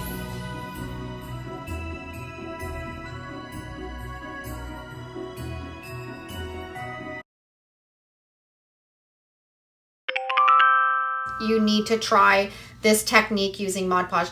Now, this little graphic, snowflakes are kisses from heaven. When I am doing shelf sitters or my glass wine bottles or glass jars from the recycling bin, and I put these graphics on them to remember a lost loved one, they always sell really well during the holidays. I have quite a few in my Etsy store, different quotes, and that you can turn into signs like these. And like I said before, if you're a reseller, make some of these up with these little quotes on them because they do really well.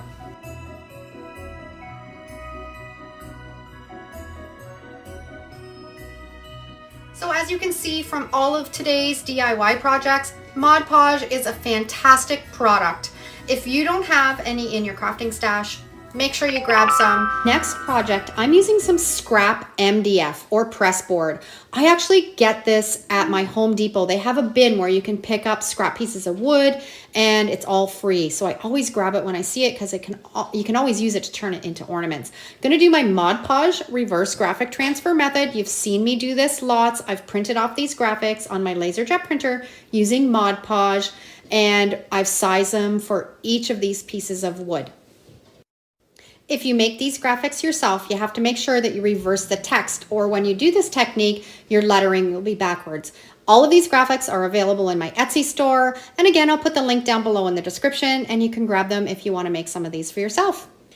I let these sit overnight. It's been 24 hours. I'm taking a little rag with a little bit of water on them, dampening it so you can just start to see the graphics show through. And then we're going to rub off all the paper and the graphics are going to be left on your ornaments. These are perfect to hang on your tree, but you can also add them to your gifts as little tags and you can write names on the back. So many possibilities. Now I've got all the paper rubbed off. We're going to seal them up with some water-based polyurethane and they're ready to hang on our tree or to attach to a gift. I hope you've enjoyed all of today's Christmas ornaments that I've made with stuff that I've already had around my house and out of junk. I'm going to show you how I'm going to upcycle this Tim Hortons coffee container. If you're Canadian, you know Tim Hortons.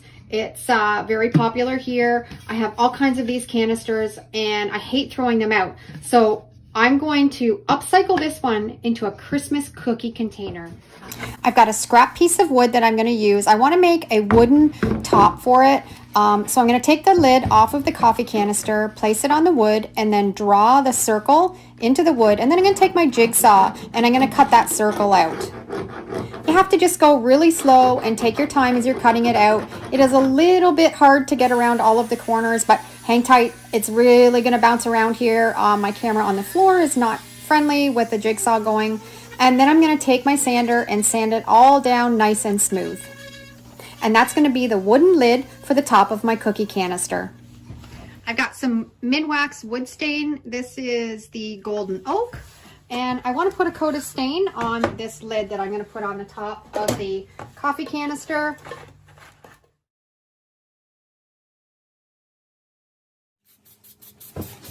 I'm then going to take the plastic top and spray paint it with some black. And I'm also going to spray paint the bottom of the canister just with a light coat of the black also. I'm going to let it dry and then I'm going to bring it into my craft room and paint it up. Okay, my top is all dry. The stain is all dry. I want to glue this onto the top of that. I'm going to use my E6000. Let's hope it cooperates. It's starting to dry out a little bit. I need to buy another tube of it, but I think it's going to cooperate. I think I'm going to get enough out of it. I'm just going to put the E6000 all around it, and then I'm going to use my hot glue gun just to hold it in place, just to give it a little bit of an extra glue. perfect. And then I'm going to stick that wooden round that we made on the top. And I think I want to use this one. I'm going to make sure, I think what I'm going to do is I'm going to make sure I've got it centered this way. And then just press it down really hard. And then I'm going to set it aside and let it dry really well. My canister is all dry. I just put a really light coat of the black on it, just to kind of mask up some of that red. And I've mixed up some homemade chalk paint in white, and I'm just going to paint the whole canister. First coat's all dry, and now I'm going to put on a second coat. Now I'm going to custom make my own Christmas napkin. This is just a napkin that I had. It's 3-ply, so I'm going to take off the 2 plies. So I'm just left with the white sheet on the bottom. I have a full tutorial on how to custom make these napkins. I'll put a link down below in the description, and you can check that out because it's really a cool technique to custom make your own napkins if you can't find what you want to craft with. The first thing that I want to do is I want to press out all these creases in the napkin. So I've got it down on an ironing pad. I got a piece of parchment paper and lay it on top of that serviette or napkin, and then I'm just going to just iron it. I've got my iron set it on the highest setting with no steam, and that's going to get rid of all those lines in that napkin, and we'll be ready to print on it. I've got my glue tape, and I'm just going to put a little bit along the sides and in the corners, and that's just going to hold that napkin in place when we put it through the printer. And I'm just going to take the paper and just center it over the napkin, making sure there's no wrinkles, and then press it right down. And then I'm going to get my scissors and trim off all the edges, and then it's ready to print on. We're ready to load it into the computer. Make sure you're putting your napkin in so it prints on that side, and then we're ready to print.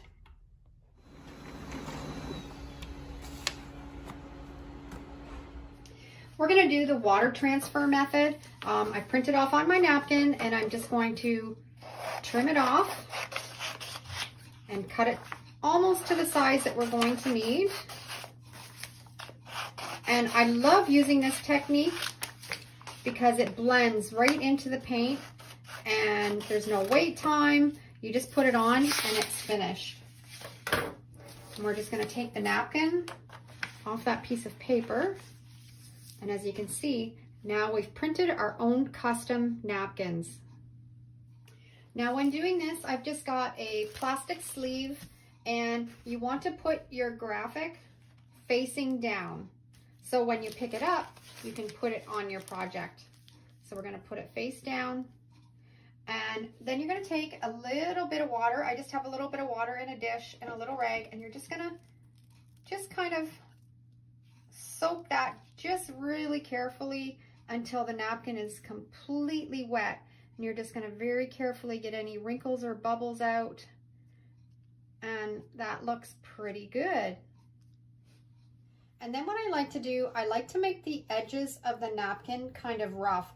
You can use a really stiff paintbrush, or I found actually if I just use the edge of my scissors, I can just pull away a little bit of that napkin, just so when you're putting it on your project, it just kind of blends in better and it doesn't give that straight edged look. And then after you've done that, just take away the paper that you've pulled off and work your way around the graphic.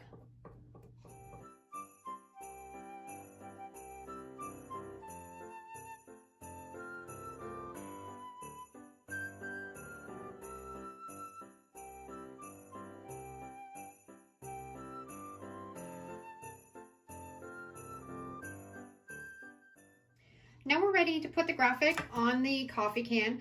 This is a little trick. It's a lint roller. If you set it on your table and press your project into it, it won't roll around and it'll stay exactly where you want it, which works perfect. We're going to put some of the matte Mod Podge. I find matte is better, because it blends in. If you're using a gloss, it will show the glossy outline on your project with the chalk paint. So I like to use matte, and you're just going to put the Mod Podge where that graphic is going to lay down, and just a light coat. You don't want it too thick. And then you're going to pick up your graphic. And the nice thing about this technique is you can move it around a little bit. If you put it down and it's not exactly where you want it, you can pick it up. See how you can see, you can pick it up and you can center it and put it exactly where you want it. And then just take your fingers and from the middle, push out and get all the bubbles and wrinkles out of that graphic and make sure it's laying nice and flat.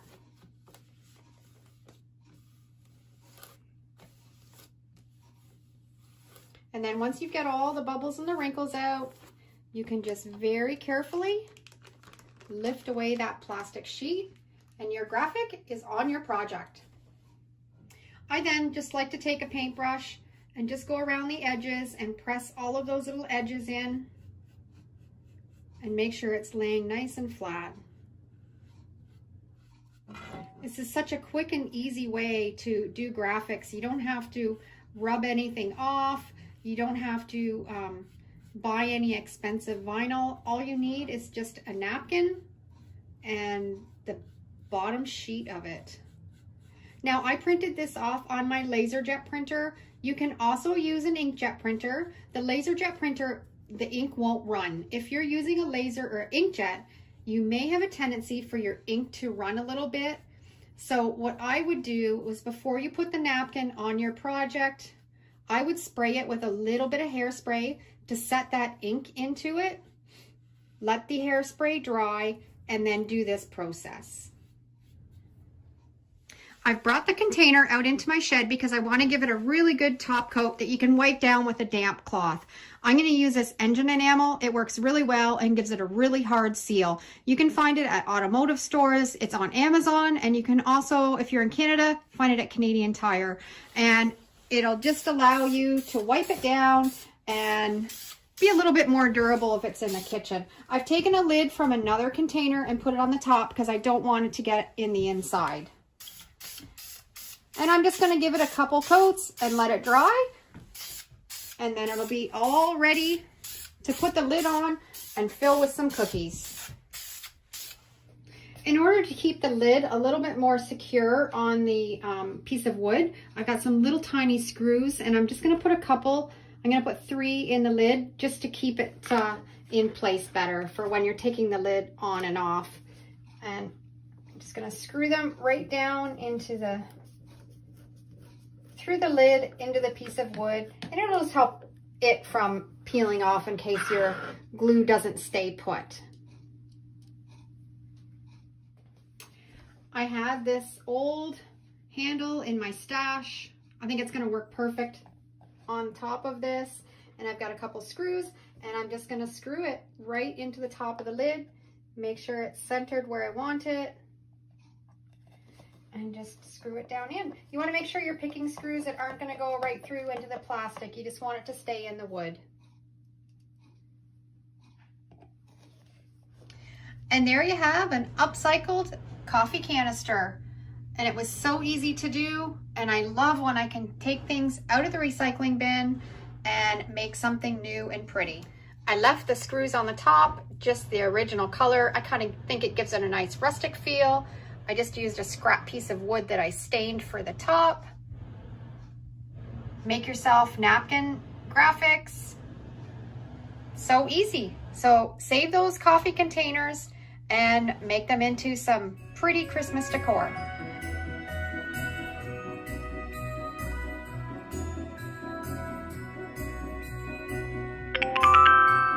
I've got a whole collection of goodies here from either the thrift store or the dollar store, and I'm going to put together a really fun hot chocolate basket.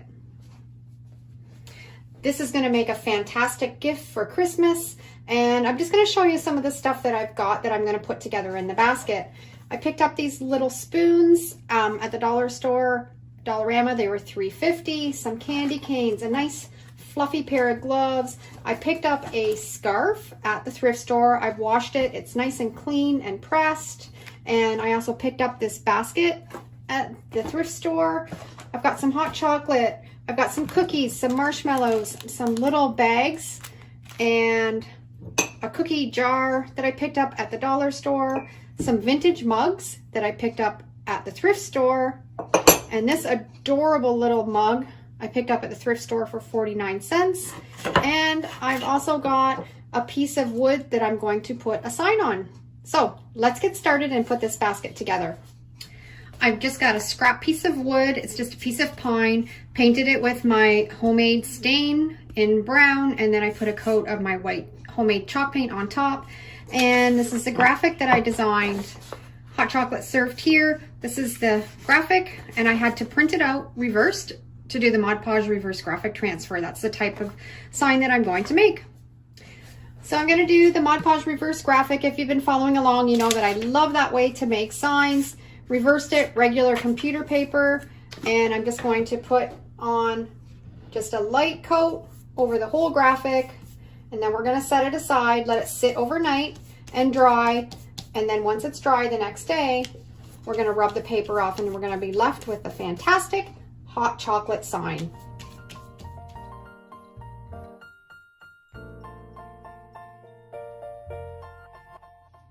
The sign has sat overnight. I'm just going to take a little rag with some water and just dampen it so you can just start to see the graphics show through, and then we're going to rub off the paper. It's all finished, and I just sealed it up with some polyacrylic sealer. It's ready to go into our basket. This is a graphic that I'm going to use to put on my cookie jar. All these graphics that I'm using today are available in my Etsy store. If you go down to the description at the end of the video, you can click on the link and you can check them out. And make sure you use the code SAVE50 because you can get 50% off all of my graphics in my Etsy store, and I have all kinds of really cute Christmas ones. I'm going to send this to my Explorer 3 and get cutting it so I can put it on my cookie jar.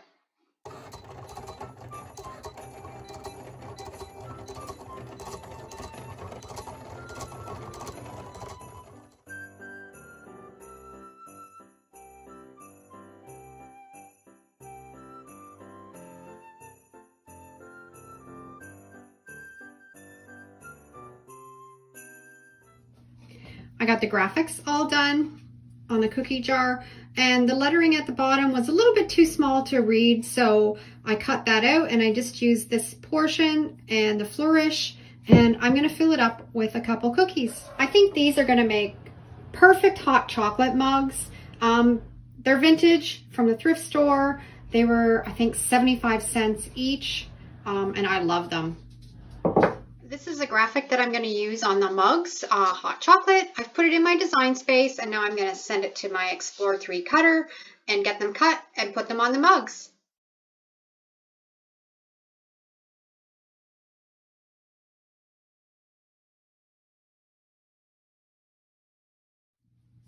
So I've taken just a plain, boring, vintage mug, and I think it's adorable now. So make sure if you're out in the thrift stores, you look for those old mugs that maybe don't have a lot of character until you put a graphic on it.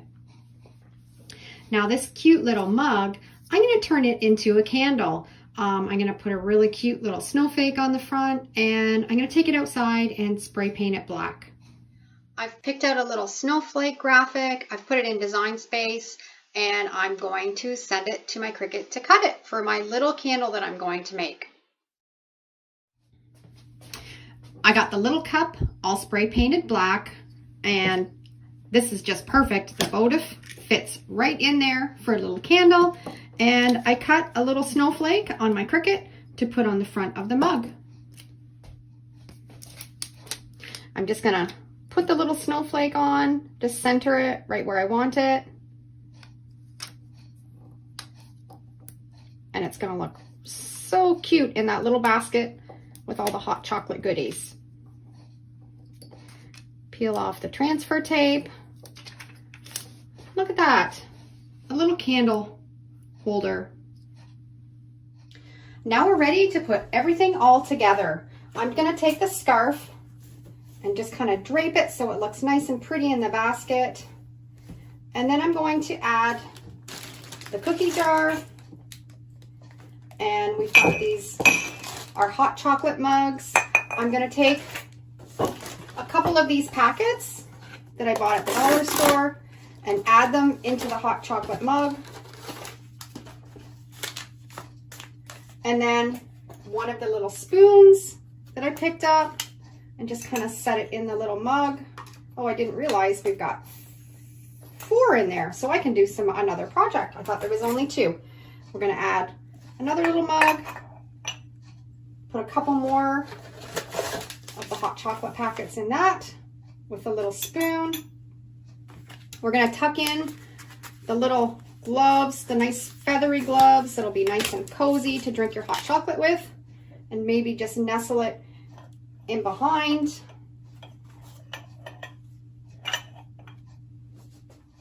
I'm gonna add a couple candy canes in each mug. And I think that finishes off the mugs really cute. I'm gonna add my little votive candle right in here. And I'm gonna tuck my sign in behind the little cookies. Just tuck it in there behind the gloves. That looks really cute. And to finish it off, we're gonna add some marshmallows. I picked up these little cookie bags and I thought they'd be perfect. I don't wanna put a whole bag of marshmallows in the basket. I just wanna put a couple. So I'm gonna take one of these bags and I'm just gonna add 4 marshmallows. So, and who wants little marshmallows? You always want the big ones. Put them in the bag so they'll look nice and pretty. And then I got a little bit of twine and I'm just gonna tie a piece of twine at the top. Just tie a knot. And then I'm gonna cut off the extra cellophane at the top. So you have a cute little bag of marshmallows and you can add that in your little basket too. And there you have a perfect Christmas gift, really affordable, that anybody can do. I just love making these gift baskets, and I added up all the costs to make the basket and it came to about $22, but I have leftover hot chocolate, I have leftover marshmallows, I have leftover cookies, I have 2 leftover spoons, leftover candy canes. So I have enough to make another couple baskets, and I think it is perfect to give to a grandma, a teacher, friends, and it's so easy to do. If you like this graphic, you can also grab it in my Etsy store and make a sign for yourself. I always save them after I would have been given a gift, or if Christmas morning there's bags all over the place, I always collect them all and repurpose them or re-gift to somebody else. Today I'm going to show you 10 ways that you can upcycle these Christmas bags into things that aren't Christmas bags. There's something different. So if your stash is just getting way too big and you're trying to find different ways that you can use up some of these Christmas bags, I've got some fantastic ideas. I've got this wooden disc that I painted with some chalk paint, but I really loved this Santa on front of this bag, so I'm going to cut it out a little bit bigger than that wooden disc. Now these bags are quite thick, so I'm going to show you how you can make them thinner and make them easier to decoupage with so your project will look better. Get out your packing tape and put the packing tape along the back of your image. Use your card to press down really well to get rid of any bubbles and wrinkles, and then take off that packing tape, and it's going to take off a layer of that paper on that gift bag and make it thinner and more easy to work with. Also seen me do this technique on scrapbooking paper, and it just opens up your options of using all that pretty paper that you have in your stash if you want to decoupage it. If you're going to decoupage this when it's really thick, it would bubble and wrinkle really easy. So there we have our image of Santa, nice and thin. We're going to get out our Mod Podge mat and we're going to decoupage it to the front of this piece of wood. Now, don't put on too much Mod Podge. If you're putting on too much, it's going to bubble and wrinkle. You just need a light coat over the entire piece, and you want to make sure that you're getting it right out to the edges. And then we're just going to pick up our image, center it exactly where we want it, and then press out any bubbles or wrinkles. Don't run to the dollar store and buy brand new bags if you don't have a stash. You can go to the thrift store, and a lot of times I'll see a big bag full of gift bags, and you can repurpose those, and they're really affordable. I got out my brayer and I'm just really pressing that in. Gonna let it dry completely, and then once it's dry, I've got a little piece of sandpaper and I'm just gonna sand around the edges. It's gonna give a little bit of a rustic touch to it, and we've created a really beautiful piece of Christmas decor with a scrap piece of wood and a Christmas bag. And how adorable is this?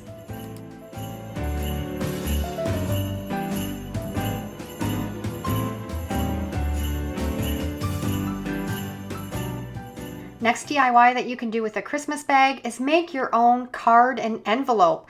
I always save these little tags and the little strings. I'll use those on another Christmas project, so don't throw those out either. And I'm going to open this bag right up, cutting off the top and down the side and cutting off the bottom.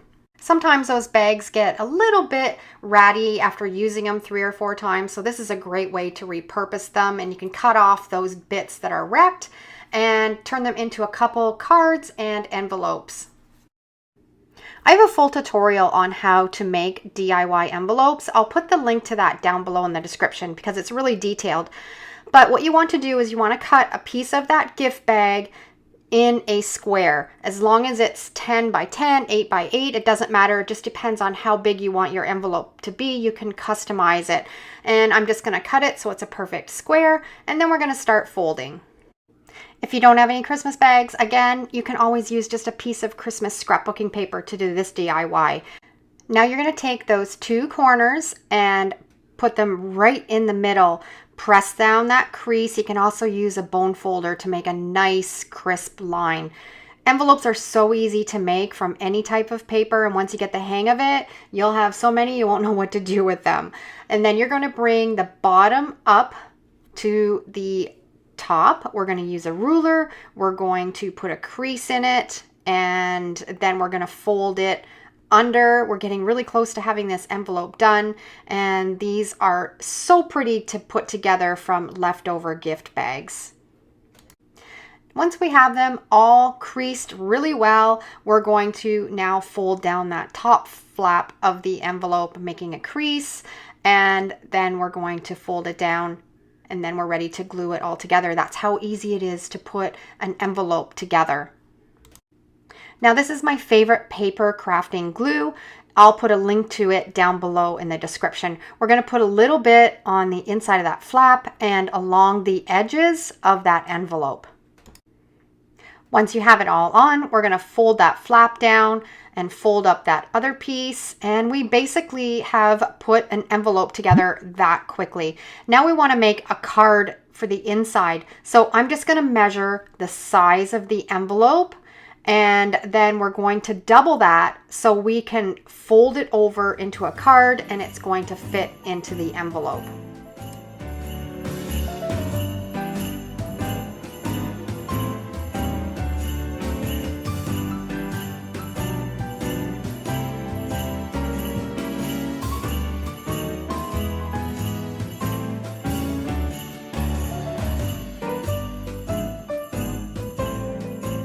Here's another really cute DIY that you can do using some gift bags. This is a really cute little one.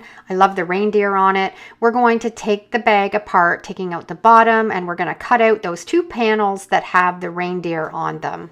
Once we have those cut out, we are going to make some bookmarks. These are really popular to put in a stocking or to add as a little gift tag on a gift. I'm using my glue stick. We're going to glue those 2 pieces together so we have the image on the front and the back. And then I'm going to measure how big I want my bookmark, and then I'm going to use my paper cutter.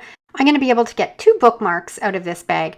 Now I'm using the packing tape, and that's going to seal it up and give you a more durable bookmark. I'm going to put some on the front and the back, making sure that they're completely sealed. So when you're cutting your bookmarks, make sure they're a little bit tinier than the width of the packing tape. Once I have that all done, we're going to trim around the edges and get rid of all of that extra tape that we don't need. We're going to get a paper punch and we're going to punch a hole in the top, and then we're going to add a festive ribbon, or we can add some twine, however you want to finish it off. I've got this really pretty striped twine and I'm going to add it to the top of the bookmarks, and this is a really great way to repurpose a gift bag and turn it into 2 beautiful bookmarks that somebody would love to get in their stocking. Another gift bag and another beautiful image. I love the Santa on this bag. We're going to cut it out and we're going to turn this into a postcard. I'm going to use some of my junk journaling skills to put a postcard together that you can tuck into a Christmas gift, or you could even mail it if you wanted to.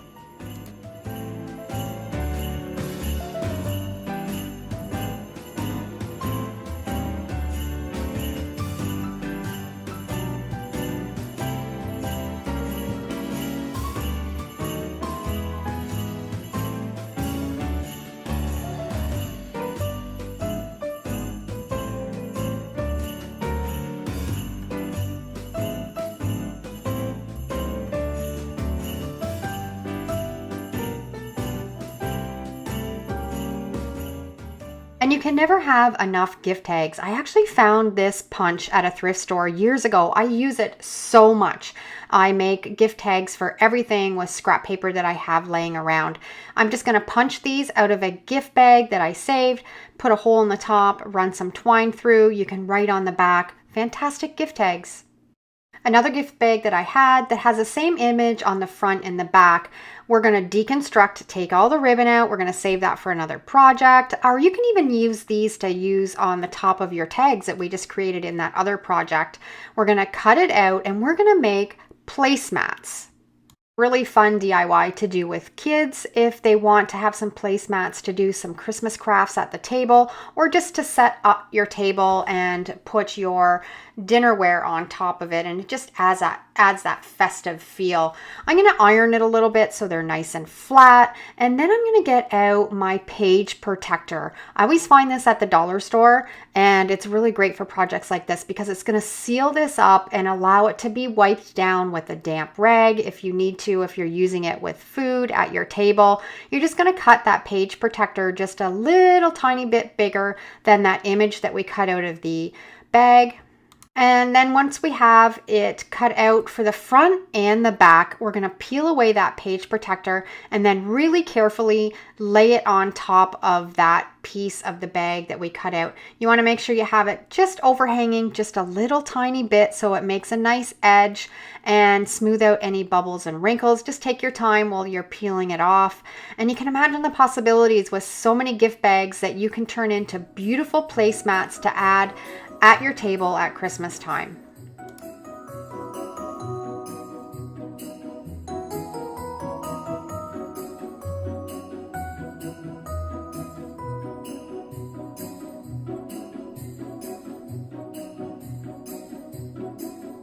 I love the pattern on this gift bag, and again we're going to deconstruct it, take out the ribbons, and we're going to cut it open so it's one large bag. And then I'm going to take the bottom piece, that bottom piece of cardboard from the bottom of the bag, and I'm going to cut a triangle out of it. We're going to use that as a template. The fun thing with all of these projects is they can be used for any holiday. You have Easter bags, you can make one of these projects. You have birthday bags, you can make one of these projects. And that's what I love about being able to upcycle all of these and not get thrown out. There's so many different ways that we can use them. I've got these cut out, and then we're going to take our triangle template and we're going to just cut out a whole bunch of triangles.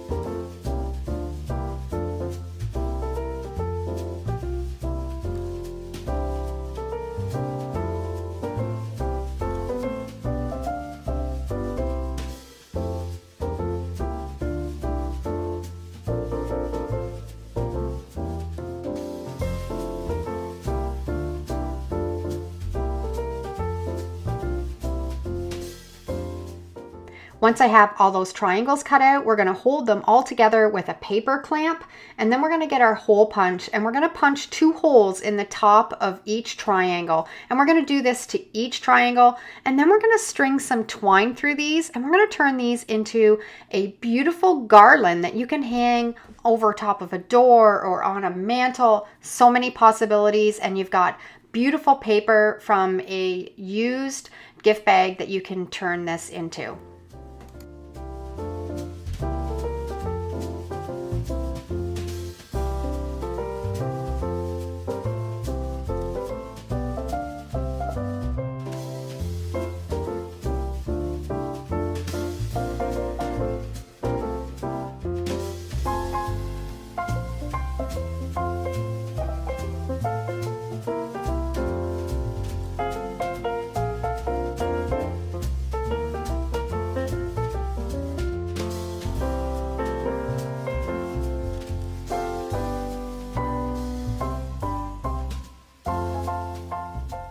Another great way to upcycle some gift bags or repurpose it is just use it as gift wrap. I have this little box that's perfect for one of the panels from one of my gift bags, and I can just use some Scotch tape. I can tape it up and your gift is wrapped and you were able to reuse a gift bag.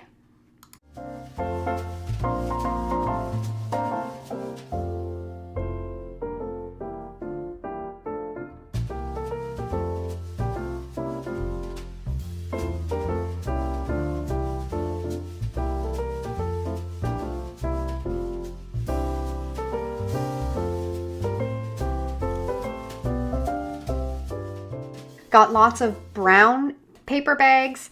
They turn into beautiful snowflakes. Cut them open, make them into one flat panel.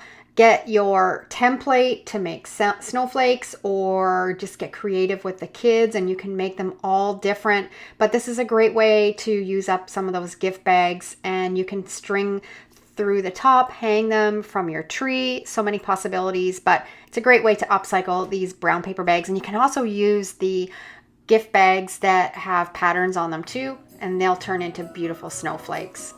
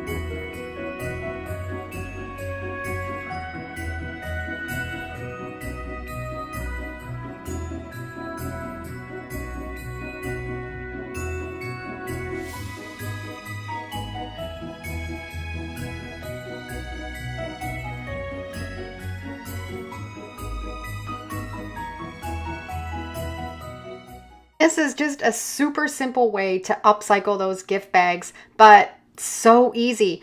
Just take your bag apart if you've got a picture on a bag that you really love, and deconstruct your bag, cut out that picture, put it in a frame.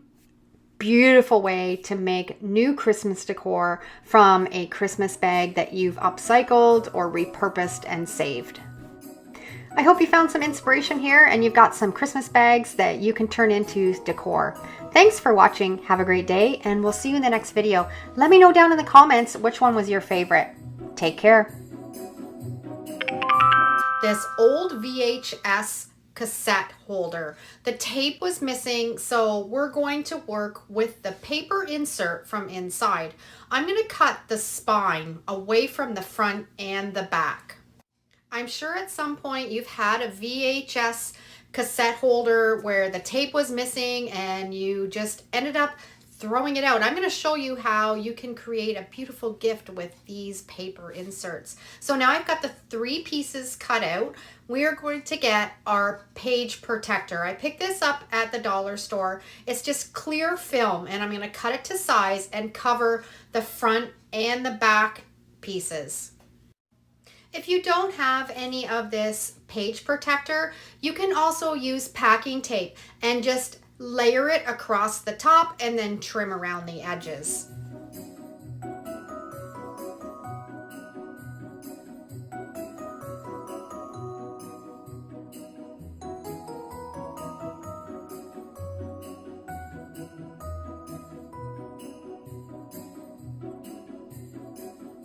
Once I have everything covered with the page protector, this middle spine piece is going to turn into a little bookmark. So I've cut some scrapbooking paper to glue onto the back of that, and we're going to put it all together.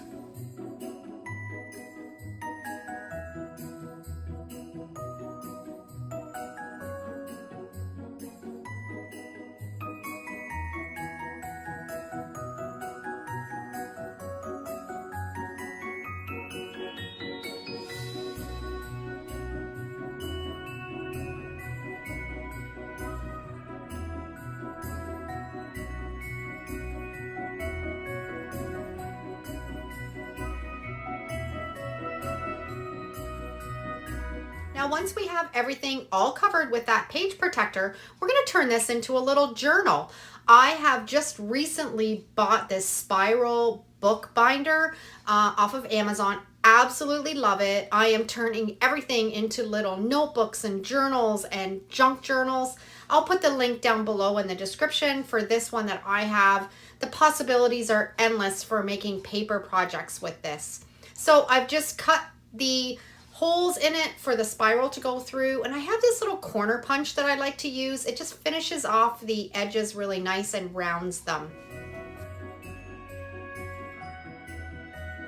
We're going to use some lined paper for this project. I had some left over in a binder, and we're just going to cut it to size to fit in between these 2 pieces from the VHS cassette covers.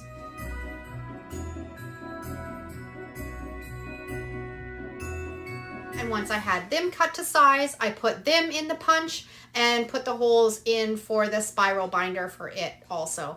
Now we're ready to put it all together, but first we're going to turn that middle spine into a bookmark. I have a brad. We're going to place it in the top, and I thought I wanted it a little bit shorter, so I cut off the Grinch. We'll keep that for another project.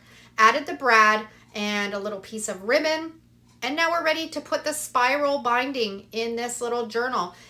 After the holes are punched, it just spirals right through. So easy, and you've created a journal in a couple easy steps.